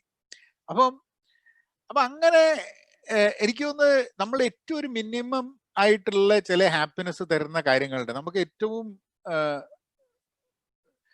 ലവ് പീപ്പിൾ നോട്ട് തിങ്സ് എന്ന് പറയുന്ന ഒരു സാധനമുണ്ട്. Love people use things because the reverse doesn't work, the opposite doesn't work. You cannot use people and love things. കാരണം അപ്പം ഹാപ്പിനെസ്സിനെ നമ്മൾ കാണുന്ന എപ്പോഴും നമ്മുടെ ഹാപ്പിനെസ് വേറൊരാളുമായിട്ടുള്ള നമ്മുടെ റിലേഷൻഷിപ്പിലാണ്. എന്നെ സംബന്ധിച്ചിടത്തോളം ഒരു വ്യക്തിയുമായിട്ടുള്ള റിലേഷൻഷിപ്പാണ്. ഒരു ഷർട്ട് ഇടുന്ന സമയത്ത് തന്നെ നമുക്കത് കണ്ണാടി കണ്ടിട്ട് നമ്മളെ കാണാൻ രസമുണ്ട് തോന്നുമ്പോഴാണ് നമുക്ക് സന്തോഷം വരുന്നത്. അല്ലാണ്ട് ഷർട്ടിന് പ്രസക്തി ഇല്ല. പിന്നെ പ്രസക്തി ഉള്ളത് വേറൊരാൾ തന്ന ഷർട്ട് ഇടുന്നതിന് നമുക്കൊരു സന്തോഷമുണ്ട്. അപ്പോഴും വേറെ ആളാണ് പ്രസക്തി, ഷർട്ടല്ല. അപ്പൊ എപ്പോഴും എനിക്ക് തോന്നുന്നത് ആൾക്കാരായിട്ടുള്ള നമ്മളെ റിലേഷൻഷിപ്സ്, അപ്പൊ പ്രോബ്ലി ആൾക്കാർക്ക് സ്വന്തം ഹാപ്പിനെസ് ഡിഫൈൻ പറ്റാത്തതിന് കാരണം അവർക്ക് അറിയുന്ന അവരുടെ റിലേഷൻഷിപ്സിലുള്ള ആൾക്കാരുടെ അപ്പുറത്താണ് ഹാപ്പിനെസ് എന്ന് പറയുന്ന സാധനം എന്ന് വിചാരിക്കേണ്ടി വരുമ്പോഴാണ്. അപ്പൊ maybe they are unhappy with what their connections are right now. അതിപ്പം ഒരാളുടെ ഭാര്യനോട് അയാൾക്ക് പ്രശ്നമുണ്ടെന്ന് പറഞ്ഞിട്ട് വേറൊരാളുടെ ഭാര്യനെ നിങ്ങൾ എന്റെ ഭാര്യനെ സ്നേഹിച്ചോളി, കുഴപ്പമില്ല, എനിക്കും സ്നേഹമുണ്ട് എന്ന് പറയാൻ പറ്റില്ലല്ലോ. അപ്പൊ അങ്ങനെ ഒരു രീതിയിലുള്ള ഒരു കണക്ഷൻ കൊടുക്കാൻ പറ്റില്ലല്ലോ. So you have to find your happiness. See, I can tell that I love my wife, so that you love your wife, not that you love my wife. See, that is how the connection is, right? അപ്പം happiness എന്ന് പറയുന്നത് വളരെ personal ആയിട്ടുള്ള ഒരു സാധനമാണ് ഒരു വ്യക്തിക്ക്. അത് എനിക്കൊരു വ്യക്തിയിൽ, എൻ്റെ ഭാര്യയ്ക്ക് എന്നിലും എനിക്ക് എൻ്റെ ഭാര്യയിലും തോന്നുന്ന ഹാപ്പിനെസ് എന്ന് പറയുന്നത് അല്ല വേറെ 2 ആൾക്കാർക്ക് അവരുടെ 2 പേരിലും തോന്നുന്ന happiness. It's all different, right? അപ്പൊ നമുക്ക് ഒരിക്കലും എക്സ്പ്ലെയിൻ ചെയ്ത് കൊടുക്കാൻ പറ്റില്ല എക്സാക്ട്ലി എന്താണ് എന്നുള്ളത്. ഇപ്പൊ ഞാൻ വളരെ ഹാപ്പി കക്ഷിയൊന്നുമല്ല. എനിക്ക് ഭയങ്കരമായിട്ട് ദേഷ്യം വരികയും അങ്ങനത്തെ പ്രശ്നങ്ങളൊക്കെ ഉള്ള ഇഡിയോസിൻക്രസീസ് ഉള്ള ഒരു വ്യക്തിയാണ്. ഇന്ന് ഞാനിപ്പോ എന്റെ വൈഫ് ഒരു ബുദ്ധന്റെ സ്റ്റാച്യു മേടിച്ചു. അപ്പൊ അവളുടെ കൂടെ വർക്ക് ചെയ്ത ഒരാള് പറഞ്ഞ് എന്നെ കാണാൻ ബുദ്ധനെ പോലെയാന്നുള്ളത്. അപ്പൊ ഞാൻ അങ്ങനെ ഇടയ്ക്കിടയ്ക്ക് പറയും എന്നെ കാണാൻ ബുദ്ധനെ പോലെ. അപ്പൊ ഇവള് നേരെ അപ്പൊ തന്നെ പറഞ്ഞ് അയാൾ ഒരു ഐഡിയ ഇല്ല, വീട്ടിലൊക്കെ വന്ന് കാണണം, ബുദ്ധന്റെ ഓരോ കളികൾ കാണണം, അപ്പൊ മനസ്സിലാവും എന്ത് ബുദ്ധനാന്നുള്ള കാര്യം എന്നൊക്കെ. But that is how the relationship is and connection is when I think. അപ്പൊ നമുക്ക് പറഞ്ഞു കൊടുക്കാൻ പറ്റില്ല ഒരാളോട് ഈ സ്റ്റെപ്പ് ചെയ്ത് കഴിഞ്ഞാൽ ഹാപ്പി ആവുന്നില്ല. അതുകൊണ്ടാണ് ഞാൻ പറഞ്ഞു 9 സ്റ്റെപ്പ് എഴുതിയപ്പോൾ ഞാൻ പറഞ്ഞത് 2 മാസം കഴിഞ്ഞ് എന്നോട് ചോദിച്ചാൽ ചിലപ്പോൾ 9 സ്റ്റെപ്പിന്റെ ഉള്ളിൽ ചിലപ്പോൾ 6 കാണുള്ളൂ, ബാക്കി 3 ഞാൻ എടുത്ത് കളഞ്ഞിട്ടുണ്ടാവും. അപ്പൊ ആ സമയത്ത് നിങ്ങൾ പറഞ്ഞിട്ടല്ലേ ആ 3 വെച്ചിട്ടാണ് ഞാൻ ഇവിടെ നിന്ന് ഇപ്പൊ എന്റെ ജീവിതം കംപ്ലീറ്റ് അൺഹാപ്പി ആയി എന്ന് പറഞ്ഞു കഴിഞ്ഞാൽ അതിന് ഉത്തരവാദിത്തം ഏറ്റെടുക്കാൻ എന്നെ കൊണ്ട് പറ്റില്ല. അപ്പം ആ രീതിയിലാണ് അത് കാണുന്നത്. ചോദ്യം എന്തോ ഇവിടെ കിടക്കുന്നുണ്ട്. Good morning, sir. Sir, you have already told that we don't spend money for kids' education. Could you explain the fact? I don't spend എന്ന് പറഞ്ഞ ബി എന്ന് പറഞ്ഞാൽ അങ്ങനത്തെ ഒരു ജനറലൈസ് ചെയ്യണ്ട. അതായത് കുട്ടികളുടെ പഠിപ്പിന് വേണ്ടിയിട്ട് പൈസ ചെലവാക്കേണ്ട ആവശ്യം ഇല്ല എന്ന്. അതായത് 12ാം ക്ലാസ് വരെയുള്ള എഡ്യൂക്കേഷൻ മാത്രമേ നിങ്ങൾ ഉത്തരവാദിത്തമാവുള്ളൂ. കാരണം 12ാം ക്ലാസ് വരെയുള്ള എഡ്യൂക്കേഷൻ കുട്ടികളെ ഈ സൊസൈറ്റിയിൽ ഫങ്ഷൻ ചെയ്യാൻ വേണ്ടി ഹെൽപ്പ് ചെയ്യുന്നുണ്ട്. അതിൽ നിന്നും അപ്പുറമായിട്ടുള്ള എഡ്യൂക്കേഷൻ അത് കുട്ടികളുടെ റെസ്പോൺസിബിലിറ്റിയാണ്. നിങ്ങൾക്ക് കടം കൊടുക്കാൻ വേണമെങ്കിൽ നിങ്ങൾക്ക് ഇപ്പൊ കൊടുക്കാം. ഇന്ന് ഏറ്റവും രസകരമായ ഒരു ചർച്ച അമേരിക്കയിൽ വന്നുകൊണ്ടിരിക്കുന്നത്, ബൈഡൻ വന്നിട്ട് പറഞ്ഞ് എന്താ പറയാ, ഈ ഡെറ്റ് കംപ്ലീറ്റ്, ഈ കടം കംപ്ലീറ്റ് എഴുതി തള്ളും, കുട്ടികളുടെ ഈ പഠിക്കാൻ വേണ്ടി എടുത്ത ലോണൊക്കെ എഴുതി തള്ളുന്നു. അപ്പൊ ഒരു ഇന്ത്യക്കാരൻ ഒരാൾ കമന്റ് ചെയ്തതാ, അല്ല കുട്ടികളുടെ പഠിത്തത്തിന് എല്ലാ പൈസയും ചെലവാക്കി അച്ഛനമ്മമാർ എന്ത് ചെയ്യുന്നുള്ളു, എന്ത് പൈസ പോയി അല്ലാണ്ടെന്താ. അപ്പം അപ്പൊ കുട്ടികളുടെ പഠിപ്പിന് വേണ്ടി പൈസ കൊടുക്കുക എന്നൊക്കെ പറഞ്ഞു കഴിഞ്ഞിട്ടുണ്ടെങ്കിൽ അത് അവരെടുക്കേണ്ട പൈസയാണ്. കാരണം അത്രയും എക്സ്പെൻസീവ് ആണ്. അമേരിക്കയിലൊക്കെ ഇറ്റ്സ് വെരി എക്സ്പെൻസീവ് എഡ്യൂക്കേഷൻ. നമ്മളെ നാട്ടിൽ എഡ്യൂക്കേഷൻ വലിയ എക്സ്പെൻസീവ് അല്ല. അതുകൊണ്ട് എല്ലാ കുട്ടികളെയും പിടിച്ച എഞ്ചിനീയർ ആക്കി എല്ലാ കുട്ടികളുടെയും ഡിഗ്രിയും കൊടുത്ത് എന്താ MBA അടക്കം ഡിഗ്രി കഴിഞ്ഞാൽ നേരെ MBA പോകും. അല്ല, business masters of business administration വേണമെന്നുണ്ടെങ്കിൽ എന്തെങ്കിലും അറിയണ്ടേ? അല്ലാണ്ട് എന്തെങ്ങനെ MBA പഠിക്കുക ഒരു എക്സ്പീരിയൻസ് ഇല്ലാണ്ട്? അപ്പൊ I think we should not be spending money. നമ്മളുടെ റെസ്പോൺസിബിലിറ്റി ആവരുത് കുട്ടികളുടെ education. You guide them, you help them, you can sign, let them take responsibility. അപ്പൊ അവർ വേണ്ടത് മാത്രമേ പഠിക്കുള്ളൂ. അല്ലാത്ത സാധനം അവര് പഠിക്കില്ല, അനാവശ്യമായി പഠിക്കില്ല. അനാവശ്യമായിട്ട് പഠിക്കേണ്ട ആവശ്യമില്ല കുട്ടികൾ. അവർ ചിലപ്പം 12ാം ക്ലാസ് കഴിഞ്ഞാൽ അവർ പറയും ഞാൻ ഒരു വർഷം പോകുന്നില്ല, ഒരു ഗ്യാപ്പ് ഇയർ എടുക്കും, എന്നിട്ട് അവർ പഠിക്കാൻ പോകും. പക്ഷെ ഇത് നമുക്കൊരു ഇതാണ്, നമ്മൾ ഉത്തരവാദിത്തമല്ലേ, പഠിക്കണ്ടേ, കല്യാണം കഴിപ്പിച്ച് വിടണ്ടേ, ഇങ്ങനെയൊക്കെയുള്ള ചിന്തകളാണ്. എന്റെ കുട്ടികളുടെ കല്യാണം എന്റെ റെസ്പോൺസിബിലിറ്റി അല്ല. അവർ കല്യാണം കഴിക്കണമെന്നുണ്ടെങ്കിൽ കഴിക്കുക, കഴിക്കേണ്ടെന്നുണ്ടെങ്കിൽ കഴിക്കേണ്ട, 1 കഴിക്കണേ 1 കഴിക്കുക, 4 കഴിക്കണേ 4 കഴിക്കുക, വേണ്ടെങ്കിൽ വേണ്ട, കല്യാണം ഇല്ലെങ്കിൽ വേണ്ട. ഇതൊക്കെ അവരുടെ ജീവിതമാണ്, എന്റെ ജീവിതമായിട്ടൊരു ബന്ധമുള്ള സാധനമല്ല. പഠിപ്പും അതേമാതിരി 12ാം ക്ലാസ് കഴിഞ്ഞാൽ പിന്നെ അവരുടെ എല്ലാവിധ സപ്പോർട്ട് നമ്മൾ ചെയ്യും. പക്ഷെ അവരുടെ ഡിസിഷൻ അതാണ്. എൻ്റെ മകള് കോളേജിൽ ജോയിൻ ചെയ്തു, ആ കോളേജിൽ നിന്ന് ഡ്രോപ്പ് ചെയ്തു, കാരണം ആ കോളേജ് നല്ലതല്ല എന്ന് പറഞ്ഞിട്ട്. ആ സമയത്ത് നമ്മൾ പോയിട്ട് പറഞ്ഞില്ല എന്താണ് വേണ്ടതെന്നുള്ളത്. എന്നിട്ട് അവള് കമ്മ്യൂണിറ്റി കോളേജിൽ പോയി, അവിടെ 2 വർഷം ചെയ്തു. അത് കഴിഞ്ഞിട്ട് യൂണിവേഴ്സിറ്റിയിലേക്ക് ട്രാൻസ്ഫർ ചെയ്ത് ഇപ്പൊ യൂണിവേഴ്സിറ്റി ചെയ്തുകൊണ്ട് ഹെൽപ്പ് ചെയ്യും. You can financially help, but it's not your responsibility എന്നുള്ളതാണ്. Over to a personal question, sir. Is there something missing in your life that would make you very happy? ഒന്നോ എത്ര സാധനങ്ങളുണ്ട് എനിക്ക് ഒരു സാധനം കണ്ടെത്താൻ ഭയങ്കര ബുദ്ധിമുട്ടാണ്. There's a lot of things that I miss in my life and could make me very happy. Yes. പക്ഷെ അതെല്ലാം കൂടിയിട്ട് ഒരുമിച്ച് കിട്ടില്ല എന്നുള്ളൊരു റിയലൈസേഷൻ എനിക്കുണ്ട്. അപ്പം അതുകൊണ്ട് മിസ് ചെയ്യുന്ന ധാരാളം കാര്യങ്ങളുണ്ട്, ഒന്ന് മാത്രമൊന്നുമല്ല. അതായത് ഈ മിസ് ചെയ്യുന്ന കാര്യങ്ങളൊക്കെ കിട്ടിയാലേ ഞാൻ എൻ്റെ ജീവിതത്തിൽ ഹാപ്പി ആവൂ എന്നുള്ള പിടിവാശിയൊന്നും എനിക്കില്ല. ഈ മിസ്സായ കാര്യങ്ങൾ അവിടെ തന്നെ കിടക്കും. പക്ഷെ എനിക്ക് എൻ്റെ മൂവ്മെന്റിൽ ഹാപ്പി ആവാൻ വേണ്ടിയിട്ട് ഞാൻ എന്ത് ചെയ്യും എന്നുള്ളത് മാത്രമേ എനിക്ക് ചെയ്യാൻ പറ്റൂ. How communication Soumya, how communication and happiness related in A life?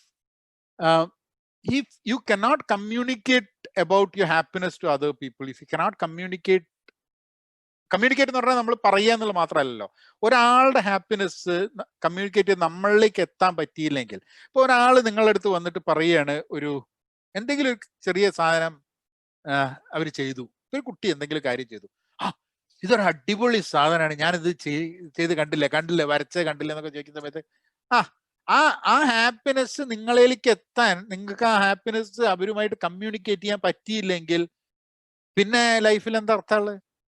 അപ്പൊ ആൾക്കാരുടെ ഹാപ്പിനെസ് കമ്മ്യൂണിക്കേറ്റ് ചെയ്യാൻ വേണ്ടിയിട്ട് I think that is important. Communication എന്ന് പറഞ്ഞു കഴിഞ്ഞാൽ ശശി തരൂരിനെ മാതിരി ഇംഗ്ലീഷ് സംസാരിക്കുക എന്നല്ലല്ലോ, ആ കമ്മ്യൂണിക്കേഷൻ അല്ല. അത് നാട്ടിൽ കുറെ ആൾക്കാർക്കുണ്ട്, ഇംഗ്ലീഷ് നന്നായിട്ട് സംസാരിക്കണം എന്നുണ്ടെങ്കിൽ തരൂരിനെ മാതിരി സംസാരിക്കണം എന്നുള്ളതാണ്. അത് തരൂര് ഇംഗ്ലണ്ടിലും അങ്ങനെയൊക്കെ പോയി പഠിച്ചുകൊണ്ടാണ് തരൂർ അങ്ങനെ സംസാരിക്കുന്നത്. പക്ഷെ ആ കമ്മ്യൂണിക്കേഷൻ അല്ല, അല്ലാത്ത രീതിയിൽ തന്നെ we should be able to communicate. ചില സമയത്ത് കണ്ടിട്ടില്ലേ, നമുക്കൊരാളുമായിട്ടുള്ള സന്തോഷത്തിന് നമ്മൾക്ക് കമ്മ്യൂണിക്കേഷൻ്റെ ഒരു വാക്ക് പോലും പറയേണ്ട ആവശ്യം വന്നിട്ടില്ല.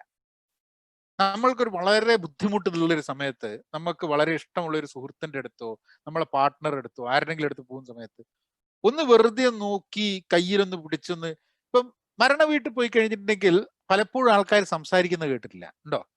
എന്താ, കൈ എടുത്തിട്ട് ആ കയ്യിന്റെ ആ ഒരു ഞെക്കലില് പലതും നമ്മൾ കമ്മ്യൂണിക്കേറ്റ് ചെയ്യുന്നുണ്ട്.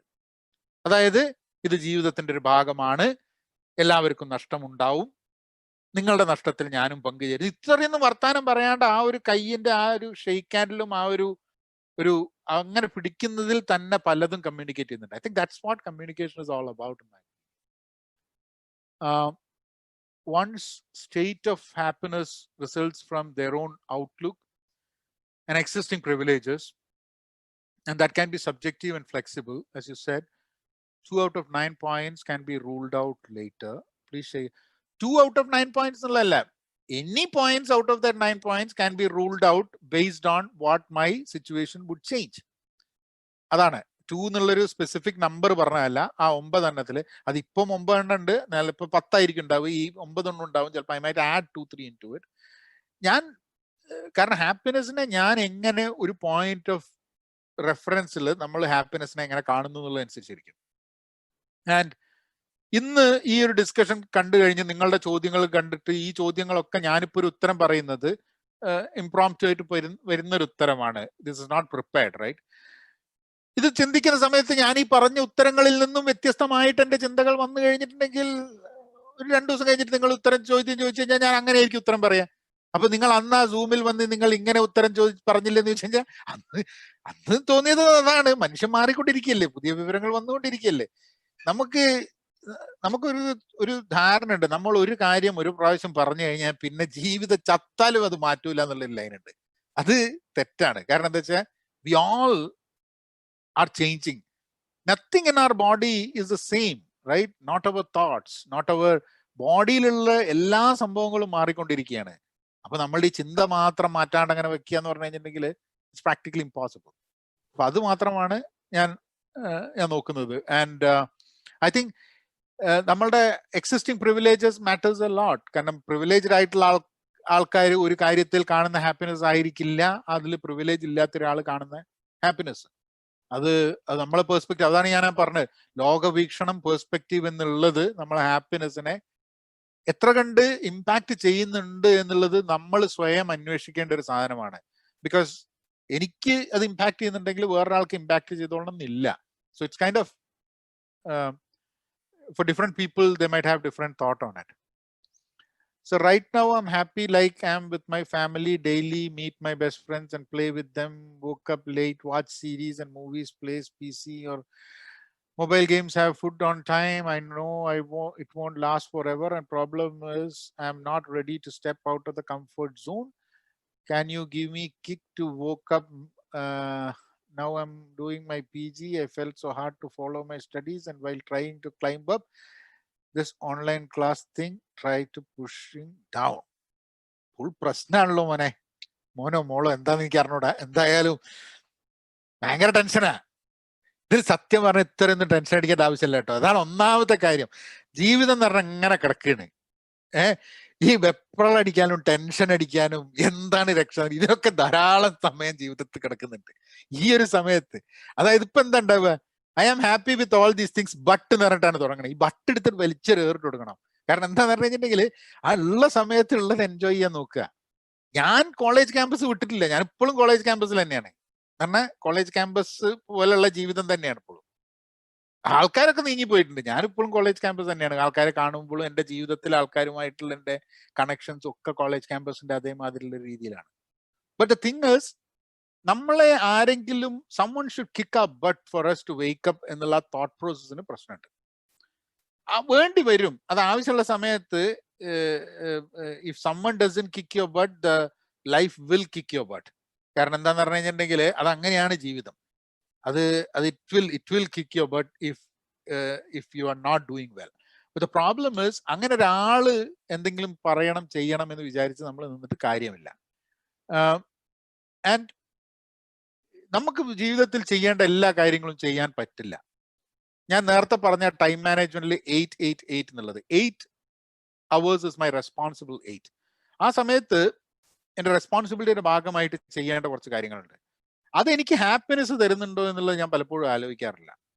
എൻ്റെ ഹാപ്പിനെസ്സും എനിക്ക് വേണ്ടതും ഞാൻ ചെയ്യുന്നത് റീകണക്ട് 8 എന്നുള്ള 8 മണിക്കൂറിലാണ്. അതായത് 9 മുതൽ 5 വരെ ജോലി എടുത്തു കഴിഞ്ഞാൽ 5 മണി മുതൽ കിടക്കുന്ന വരെയുള്ള ആ സമയമാണ് എൻ്റെ റീകണക്ട് ടൈം. അത് ഞാൻ എൻ്റെ സമയമായിട്ട് ഞാൻ ഉപയോഗിക്കുന്നു. 24 മണിക്കൂറും എനിക്കിഷ്ടമുള്ളത് മാത്രമേ ഞാൻ ചെയ്യുള്ളൂ എന്ന് വിചാരിച്ചു കഴിഞ്ഞാൽ അങ്ങനെ ആൾക്കാരൊക്കെ പറയുന്നുണ്ടാവും, പക്ഷെ അത് പ്രാക്ടിക്കലി പോസിബിൾ ആണെന്ന് എനിക്ക് തോന്നുന്നില്ല. ഏതെങ്കിലും ഒരാൾ പറയുകയാണ് എൻ്റെ ജീവിതത്തിൽ ഇഷ്ടമല്ലാത്ത ഒന്നും ഞാൻ ചെയ്യേണ്ടി വരുന്നില്ല, ഇഷ്ടം മാത്രമേ ഞാൻ ചെയ്യുന്നുള്ളൂ എന്ന് പറഞ്ഞു കഴിഞ്ഞിട്ടുണ്ടെങ്കിൽ അങ്ങനെ ഒരാൾ ഉണ്ടാവില്ല. ഒന്നെങ്കിൽ അയാൾ കള്ളത്തരം പറയായിരിക്കും. നമ്മളൊക്കെ ജീവിതത്തിൽ ഒരു ഇഷ്ടമുള്ള 30% ചെയ്യും, ബാക്കി 70% ഒക്കെ ചെയ്യേണ്ട ആവശ്യമുണ്ട്, ചെയ്യുന്നു. പിന്നെ നമ്മൾ അതിൽ എങ്ങനെയെങ്കിലുമൊക്കെ സന്തോഷം കണ്ടെത്താൻ നോക്കും. ഇങ്ങനെയൊക്കെയാണ് പ്രാക്ടിക്കലി ഉള്ള ലൈഫ്. അതാണ് ഞാൻ നേരത്തെ ചോദിച്ചത്, നമ്മൾ 100% ഫുൾ ടൈം ഹാപ്പി ആയിട്ട് നിൽക്കണം എന്ന് തോന്നുന്നുണ്ടോ? അങ്ങനെ നടക്കില്ല. സോ നമ്മളുടെ ഹാപ്പിനെസ് എന്ന് പറയുന്നത് ആ ഒരു ടൈമിൽ മാത്രമാണ്. ആ ഒരു 30% 40% time maybe you are happy, maybe you are not. അതന്നെ വലിയൊരു അച്ചീവ്മെന്റ് ആണ്. ജീവിതത്തില് 10% പോലും അവരുടെ ദിവസത്തിലെ അവരുടെ ജീവിതത്തിലെ 10% പോലും ഹാപ്പിയാണ് എന്ന് തോന്നാത്ത എത്ര ആൾക്കാർ ലോകത്തിലുണ്ടെന്ന് അറിയോ? അപ്പൊ ഒരു 30-40% ഒക്കെ ഹാപ്പിനെസ് കിട്ടിയ ജീവിതത്തിൽ എന്ന് പറഞ്ഞാൽ വലിയൊരു കാര്യമാണ്. ബാക്കിയുള്ള സംഭവം എന്ന് പറഞ്ഞു കഴിഞ്ഞാൽ നമ്മൾ അൺഹാപ്പി ഒന്നും ആയിക്കൊള്ളുന്നില്ല. നമ്മൾ ചെയ്യേണ്ട കുറെ കാര്യങ്ങളുണ്ട്.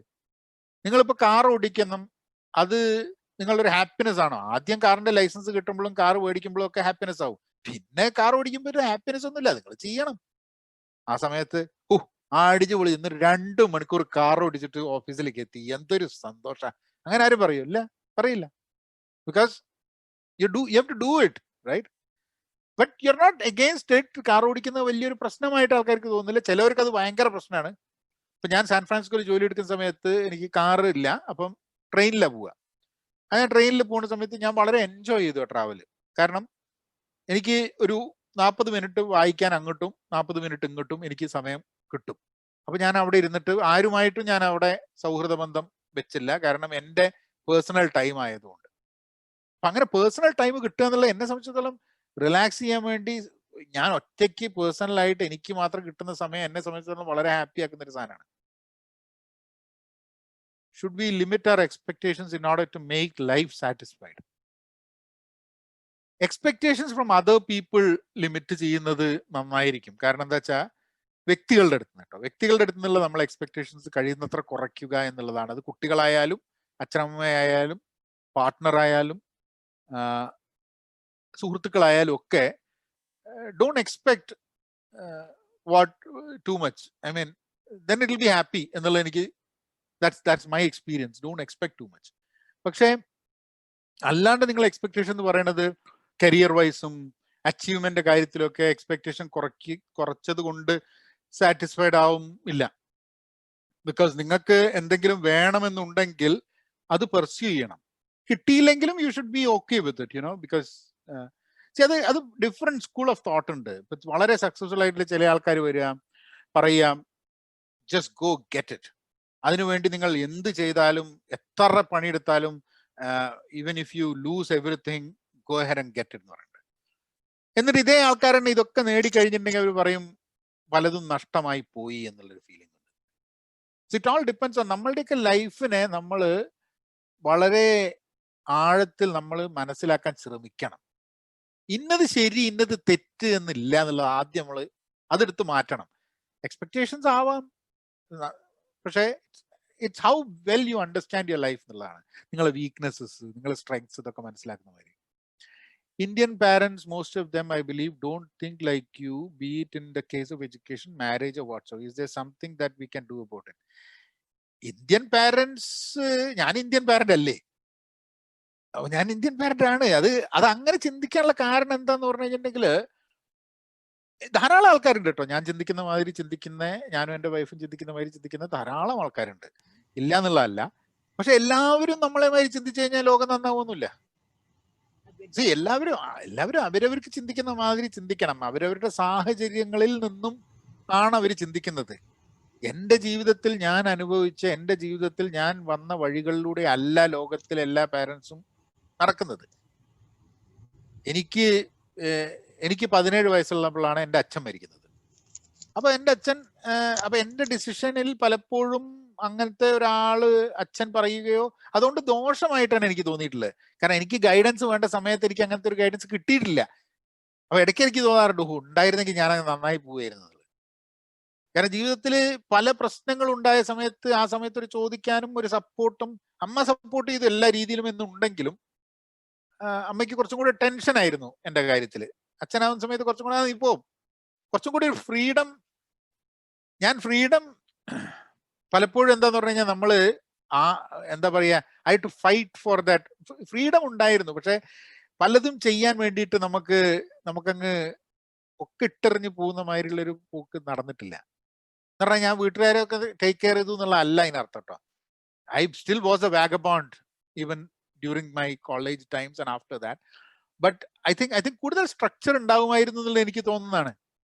അപ്പൊ ഞാൻ എൻ്റെ കുട്ടികളുടെ എഡ്യൂക്കേഷന്റെ മുകളിലോ അല്ലെങ്കിൽ അവർ കല്യാണം കഴിക്കണം എന്നുള്ളതോ, കാരണം അതെല്ലാ പാരൻസും ഐ തിങ്ക് ദേ ഷുഡ്. കാരണം കുട്ടികളെ കല്യാണം കഴിപ്പിക്കണം, കുട്ടികൾക്ക് കുട്ടികൾ ഉണ്ടാക്കി കൊടുക്കണം, ആ കുട്ടികളുടെ അപ്പി കോരണം എന്നുള്ള രീതിയിലൊക്കെ ഉള്ള ഓരോ ആഗ്രഹങ്ങളൊക്കെ വെച്ച് കഴിഞ്ഞിട്ടുണ്ടെങ്കിൽ പിന്നെ കുട്ടികൾ എന്ന് പറഞ്ഞു കഴിഞ്ഞാൽ പാരൻസിന് നടക്കാതെ പോയ ഡ്രീംസ് നിറവേറ്റാൻ വേണ്ടിയിട്ടുള്ള വെഹിക്കിളൊന്നും അല്ല കുട്ടികൾ. അതായത് എനിക്ക് ചെറുപ്പത്തിൽ ഭയങ്കര ഇൻട്രസ്റ്റ് ആയിരുന്നു ക്രിക്കറ്റ് കളിക്കാൻ, നീ ക്രിക്കറ്റ് തന്നെ കളിക്കണം. എനിക്ക് ഡോക്ടർ ആവാൻ എന്ത് ഇൻട്രസ്റ്റ് ആയിരുന്നു അറിയാം, നീ ഡോക്ടർ ആവണം. അത് നിങ്ങൾക്ക് നടക്കാൻ കഴിയുക നിങ്ങളുടെ സഫലമാവാത്ത സ്വപ്നങ്ങളിൽ എന്റെ ഭാരവും പേറി നടക്കലല്ല കുട്ടികളുടെ, ഐ മീൻ അതല്ല അവരുടെ ജോലി, അവരുടെ ലൈഫ് ഉണ്ട്. ഇപ്പൊ കെൻ റോബിൻസന്റെ ഒരു ഒരു ടോക്ക് ഉണ്ട്. കെൻ റോബിൻസൺ എനിക്ക് ഒന്ന് ജനുവരിയിലാണ് മരിച്ചെന്ന് തോന്നുന്നു അല്ലെ. സോ കെൻ റോബിൻസന്റെ ഒരു ടോക്ക് ഉണ്ട്. അതിൽ അവസാനം അയാൾ പറയുന്നുണ്ട്, the kids have dreams and they have dreams and they have laid down their dreams in front of you and be careful, don't tamper on them. അവരുടെ സ്വപ്നങ്ങളിൽ കൂടെ നടന്ന് നിങ്ങളുടെ പാരന്റ്ഹുഡിന്റെ ആധിപത്യം അവിടെ വെക്കരുത് എന്ന്. അത് പാരന്റ്സിനോട് പറയാണ്. എന്ന് പറഞ്ഞാൽ കുട്ടികളെ കയറൂരി വിടണമെന്നോ അല്ലെങ്കിൽ കയറിൽ കെട്ടിവെക്കണമെന്നോ ഇങ്ങനത്തെ ഒന്നും അല്ല. പക്ഷെ അവരൊരു ഗൈഡായിട്ട് ഹെൽപ്പ് ചെയ്ത് അവർക്ക് വേണ്ട കാര്യങ്ങൾ ഇതൊക്കെ എല്ലാം അറിയുന്ന ഒരാളായിരിക്കില്ല ഒരു കുട്ടി. പക്ഷെ കുട്ടികളോടുള്ള സംസാരവും മനസ്സിലാക്കാൻ വേണ്ടി ശ്രമം നടത്തുക എന്നുള്ളതാണ്. അർജുൻ ചോദിക്കുന്നത്, which worries you more sir, doing things right or doing right things?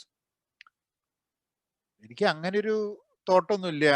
Doing things right ഒക്കെ വലിയ കോംപ്ലക്സ് ആണ്. ചെറിയൊരു ക്വസ്റ്റ്യൻ ആണെന്നുണ്ടെങ്കിലും അങ്ങനെ ഞാൻ ആലോചിച്ചിട്ടില്ല ഒരു കാര്യം ചെയ്യുന്ന സമയത്ത്.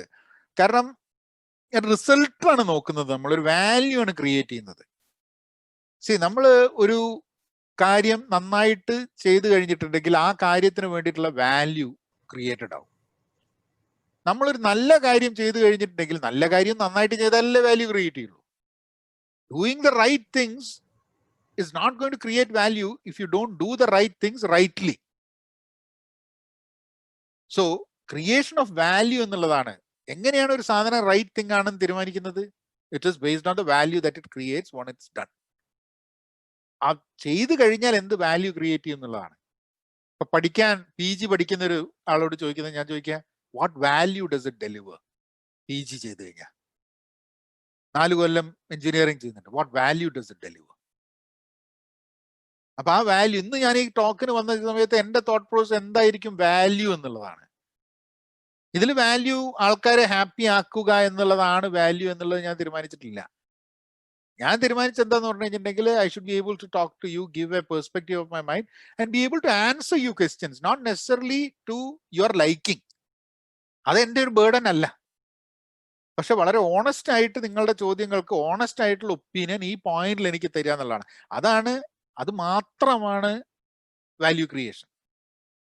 I think that's what I would look at it, doing right things or things right. I think both are important because you have to do the right things rightly instead of the other way around. So often the social media is known to serve the quest of instant gratification. How is that harming us? It's harming us tremendously. എൻ്റെ ഒപ്പീനിയനിൽ, എൻ്റെ personal ഒപ്പീനിയനിൽ കേട്ടോ. Instant gratification എന്നുള്ളത്, എനിക്ക് ചില കാര്യങ്ങളൊക്കെ long term ആയിട്ട് ചെയ്യുക എന്ന് പറഞ്ഞു കഴിഞ്ഞിട്ടുണ്ടെങ്കിൽ ചില കാര്യം പെർസ്യൂ ചെയ്യാൻ വളരെ ബുദ്ധിമുട്ടാണ്. പേഷ്യൻസ് വളരെ കുറവാണ്. ഈ സോഷ്യൽ മീഡിയയിൽ വന്നിട്ട് പേഷ്യൻസ് കുറഞ്ഞിട്ടുണ്ട്. ഇപ്പം ഞാൻ ഈ സോഷ്യൽ മീഡിയ ഒക്കെ വളരെ പോപ്പുലർ ആവുന്നതിന് മുമ്പേ, അതായത് 2010 ആ സമയത്താണ് ഇവിടെ നാനോ റൈമോ എന്ന് പറഞ്ഞിട്ടുള്ളൊരു ഈവന്റ് ഉണ്ട്. നാഷണൽ നോവൽ റൈറ്റിംഗ് മന്ത് എന്നുണ്ട്. നവംബർ മാസത്തിലാണ്. എനിക്കൊന്ന് ഞാൻ 2010 ഞാൻ എഴുതുന്ന സമയത്ത് ഏതാണ്ട് 2,50,000 ആൾക്കാർ ഒരു നോവൽ എഴുതും ഒരു മാസം. എല്ലാ ദിവസവും അവര് ഒരു 55,000 വേർഡ്സ് എഴുതണം ഒരു മാസം 30 ദിവസത്തിൽ. അപ്പം ഒരു 1,500 വേർഡ്സ് പറ്റിയാണ് ഒരു ദിവസം എഴുതേണ്ടത്. അങ്ങനത്തെ ഒരു കണക്കുണ്ട്. അപ്പൊ അത് ഞാൻ എൻ്റെ സാൻ ഫ്രാൻസിസ്കോയിൽ ജോലി എടുക്കുന്ന സമയത്ത് എഴുതി തീർത്തത് എൻ്റെ ആ ട്രെയിൻ യാത്രയിലാണ്, ഒരു മാസത്തെ ഇതില്.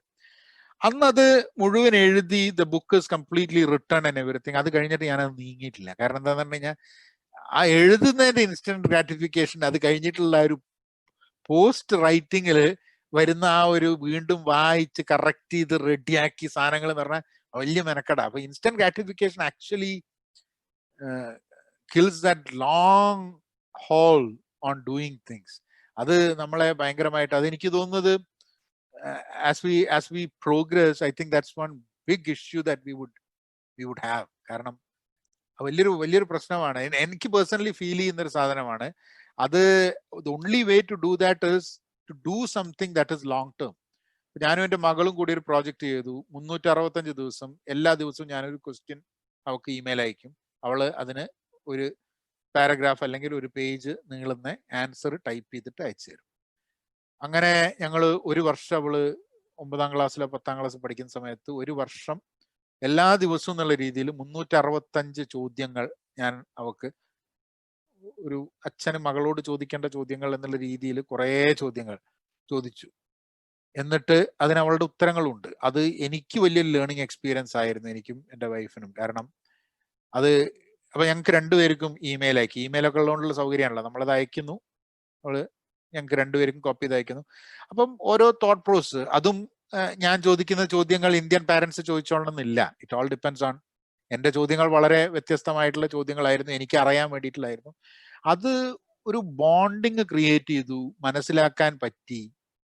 അപ്പൊ അങ്ങനെയുള്ള ലോങ് ടേം പ്രോജക്ട്സിലേക്ക് ചെയ്യുക എന്നുള്ളത്. കുട്ടികളുടെ കേസിലാണെങ്കിൽ ഞാൻ പറയുക എന്താന്ന് പറഞ്ഞു കഴിഞ്ഞാൽ, ഹൈസ്കൂളിൽ പഠിക്കുന്ന സമയത്ത് ഒരു 1 year 2 year പ്രോജക്റ്റ് എടുത്തിട്ട് നിങ്ങൾക്ക് ഇഷ്ടമുള്ള ഒരു മേഖലയിൽ റിസർച്ച് ചെയ്തിട്ട് ഒരു പുസ്തകം എഴുതാൻ വേണ്ടിയിട്ട്, അല്ലെങ്കിൽ ഒരു റിസർച്ച് പേപ്പർ എഴുതാൻ വേണ്ടിയിട്ട് ഹൈസ്കൂളിൽ ശ്രമിക്കണം. അപ്പം നിങ്ങളുടെ ഇൻട്രസ്റ്റ് സോഷ്യൽ വർക്ക് ആണെങ്കിൽ ഏതെങ്കിലും ഒരു ഏരിയ കണ്ടിട്ട് അതിനെപ്പറ്റി എല്ലാ മെറ്റീരിയലും അവൈലബിൾ ആണ്. അപ്പൊ ആ മെറ്റീരിയലിൽ നിങ്ങൾക്ക് റിസർച്ച് ചെയ്തിട്ട് if you can write a book, maybe you will decide you don't want to do social work. Maybe you will figure out, നമ്മൾക്ക് പലപ്പോഴും നമുക്ക് ഇൻഫർമേഷൻ കിട്ടിയാലേ നമുക്ക് നെഗേറ്റ് ചെയ്യാൻ പറ്റുള്ളൂ കാര്യങ്ങൾ. അതായത് ഇത് എനിക്ക് ചെയ്യണ്ട എന്ന് തീരുമാനിക്കണം എന്നുണ്ടെങ്കിൽ അതിനെപ്പറ്റി എന്തെങ്കിലും അറിയണ്ടേ. അപ്പം അതറിയാൻ വേണ്ടിയിട്ട്, മാത്രമല്ല നിങ്ങളുടെ ഭാവിയിൽ അത് വളരെ ഉപകാരപ്പെടും. കാരണം ആ ഒരു സമയത്ത് ഓൾറെഡി പഠിച്ചുകൊണ്ടിരിക്കണം. അപ്പോൾ ആ സമയത്ത് ഒരു 2 വർഷം 3 വർഷമൊക്കെ എടുത്തിട്ട് നിങ്ങൾ റിസർച്ച് ചെയ്തിട്ട് ഒരു ഏരിയയിൽ നോക്കുകയാണെങ്കിൽ that will tremendously help. I think you have to start looking at it from that perspective. നമുക്ക് ഇൻസ്റ്റന്റ് ഗ്രാറ്റിഫിക്കേഷൻ എന്നുള്ളത് ഇവരൊക്കെ ഉണ്ടാക്കി വെച്ച ടൂളാണ്, നമുക്കൊന്നും ചെയ്യാൻ പറ്റില്ല. So we only have to create habits that will overbear or overcome the instant gratification pull that we have. ഭയങ്കര പ്രശ്നമാണ്, എന്നെ സംബന്ധിച്ചിടത്തോളം ഭയങ്കര പ്രശ്നമാണ് അത്. പക്ഷെ അതൊരു ഇതുമാതിരിയാണ്, നമ്മൾ ഇതിന്ന് കംപ്ലീറ്റ് ആയിട്ട് വിട്ടു മാറി കഴിഞ്ഞിട്ടുണ്ടെങ്കിൽ probably it will just go away, അല്ലെങ്കിൽ it'll always be there എന്നുള്ളതാണ്. യെസ്, നമുക്കൊരു സമയം അവിടെ എന്താ സമയം? ഇവിടെ ഇപ്പൊ 10 മണി. 10 മണി, നമ്മളൊരു 1.5 മണിക്കൂറായി. ചോദ്യങ്ങളൊന്നും ഇല്ല എന്നുണ്ടെങ്കിൽ, ബാക്കി ചോദ്യങ്ങൾ കാര്യമായിട്ടൊന്നും ഇല്ലെങ്കിൽ നമുക്ക് എനിക്ക് ഒന്ന് ഉറക്കം ഉറക്കം ഹാപ്പിനെസിന്റെ ഒരു പ്രധാന ഘടകമാണ്. അതെ അതെ, അല്ലല്ല ശനിയാഴ്ചയാണല്ലോ, അതുകൊണ്ട് വലിയ പ്രശ്നം. ഇപ്പൊ അതല്ല, അതിന്റെ കാരണം ഈ കോവിഡ് ആവുമ്പം സംസാരിക്കാൻ കിട്ടുക, ആൾക്കാരുമായി ഇന്ററാക്ട് ചെയ്യാൻ കിട്ടുക എന്നുള്ളതൊക്കെ വലിയ കാര്യമാണ്. കാരണം അല്ലാത്തത് നടക്കുന്നില്ലല്ലോ നമ്മളുടെ ഇന്ററാക്ഷൻസ് അധികവും. ഞങ്ങളെ പോലുള്ള ആളുകൾ കൂടുന്ന വെച്ചാൽ ഏത് ഗസ്റ്റിനെയും കിട്ടുന്നു എന്നുള്ളതാണ്. കഴിഞ്ഞ വർഷം വിളിച്ചിട്ട് കിട്ടാത്ത ചില ആളുകൾ എനിക്ക് ഈ വർഷം കിട്ടി. അതെ അതെ അതെ, അതുണ്ട്. അല്ല, നമ്മൾ കുറെ മാറിയിട്ടുണ്ട്. ഇപ്പൊ നോക്കി കഴിഞ്ഞിട്ടുണ്ടെങ്കിൽ കഴിഞ്ഞൊരു 8-9 മാസത്തില് കേരളത്തിലെ കാര്യം നോക്കുകയാണെങ്കിൽ തന്നെ ഈ ഒരു വെബിനാറും ഇങ്ങനെ വെർച്വലി വർക്ക് ചെയ്യാൻ പറ്റുകയും പഠിക്കാൻ പറ്റുകയും കാര്യങ്ങൾ മനസ്സിലാക്കാൻ പറ്റുകയൊക്കെ ചെയ്യുന്നതിന് നമ്മളൊരു 2 വർഷത്തെ ഒരു പ്രോഗ്രസ് ക്രിയേറ്റ് ചെയ്തിട്ടുണ്ട്.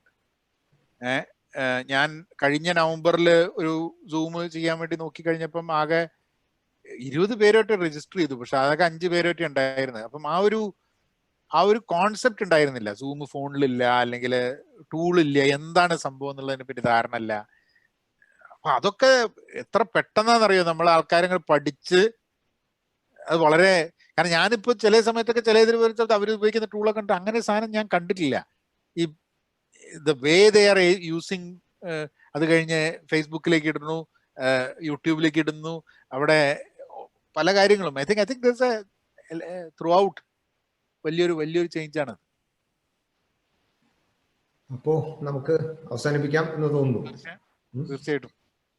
Okay, it was a pleasure talking to you all, and all the best.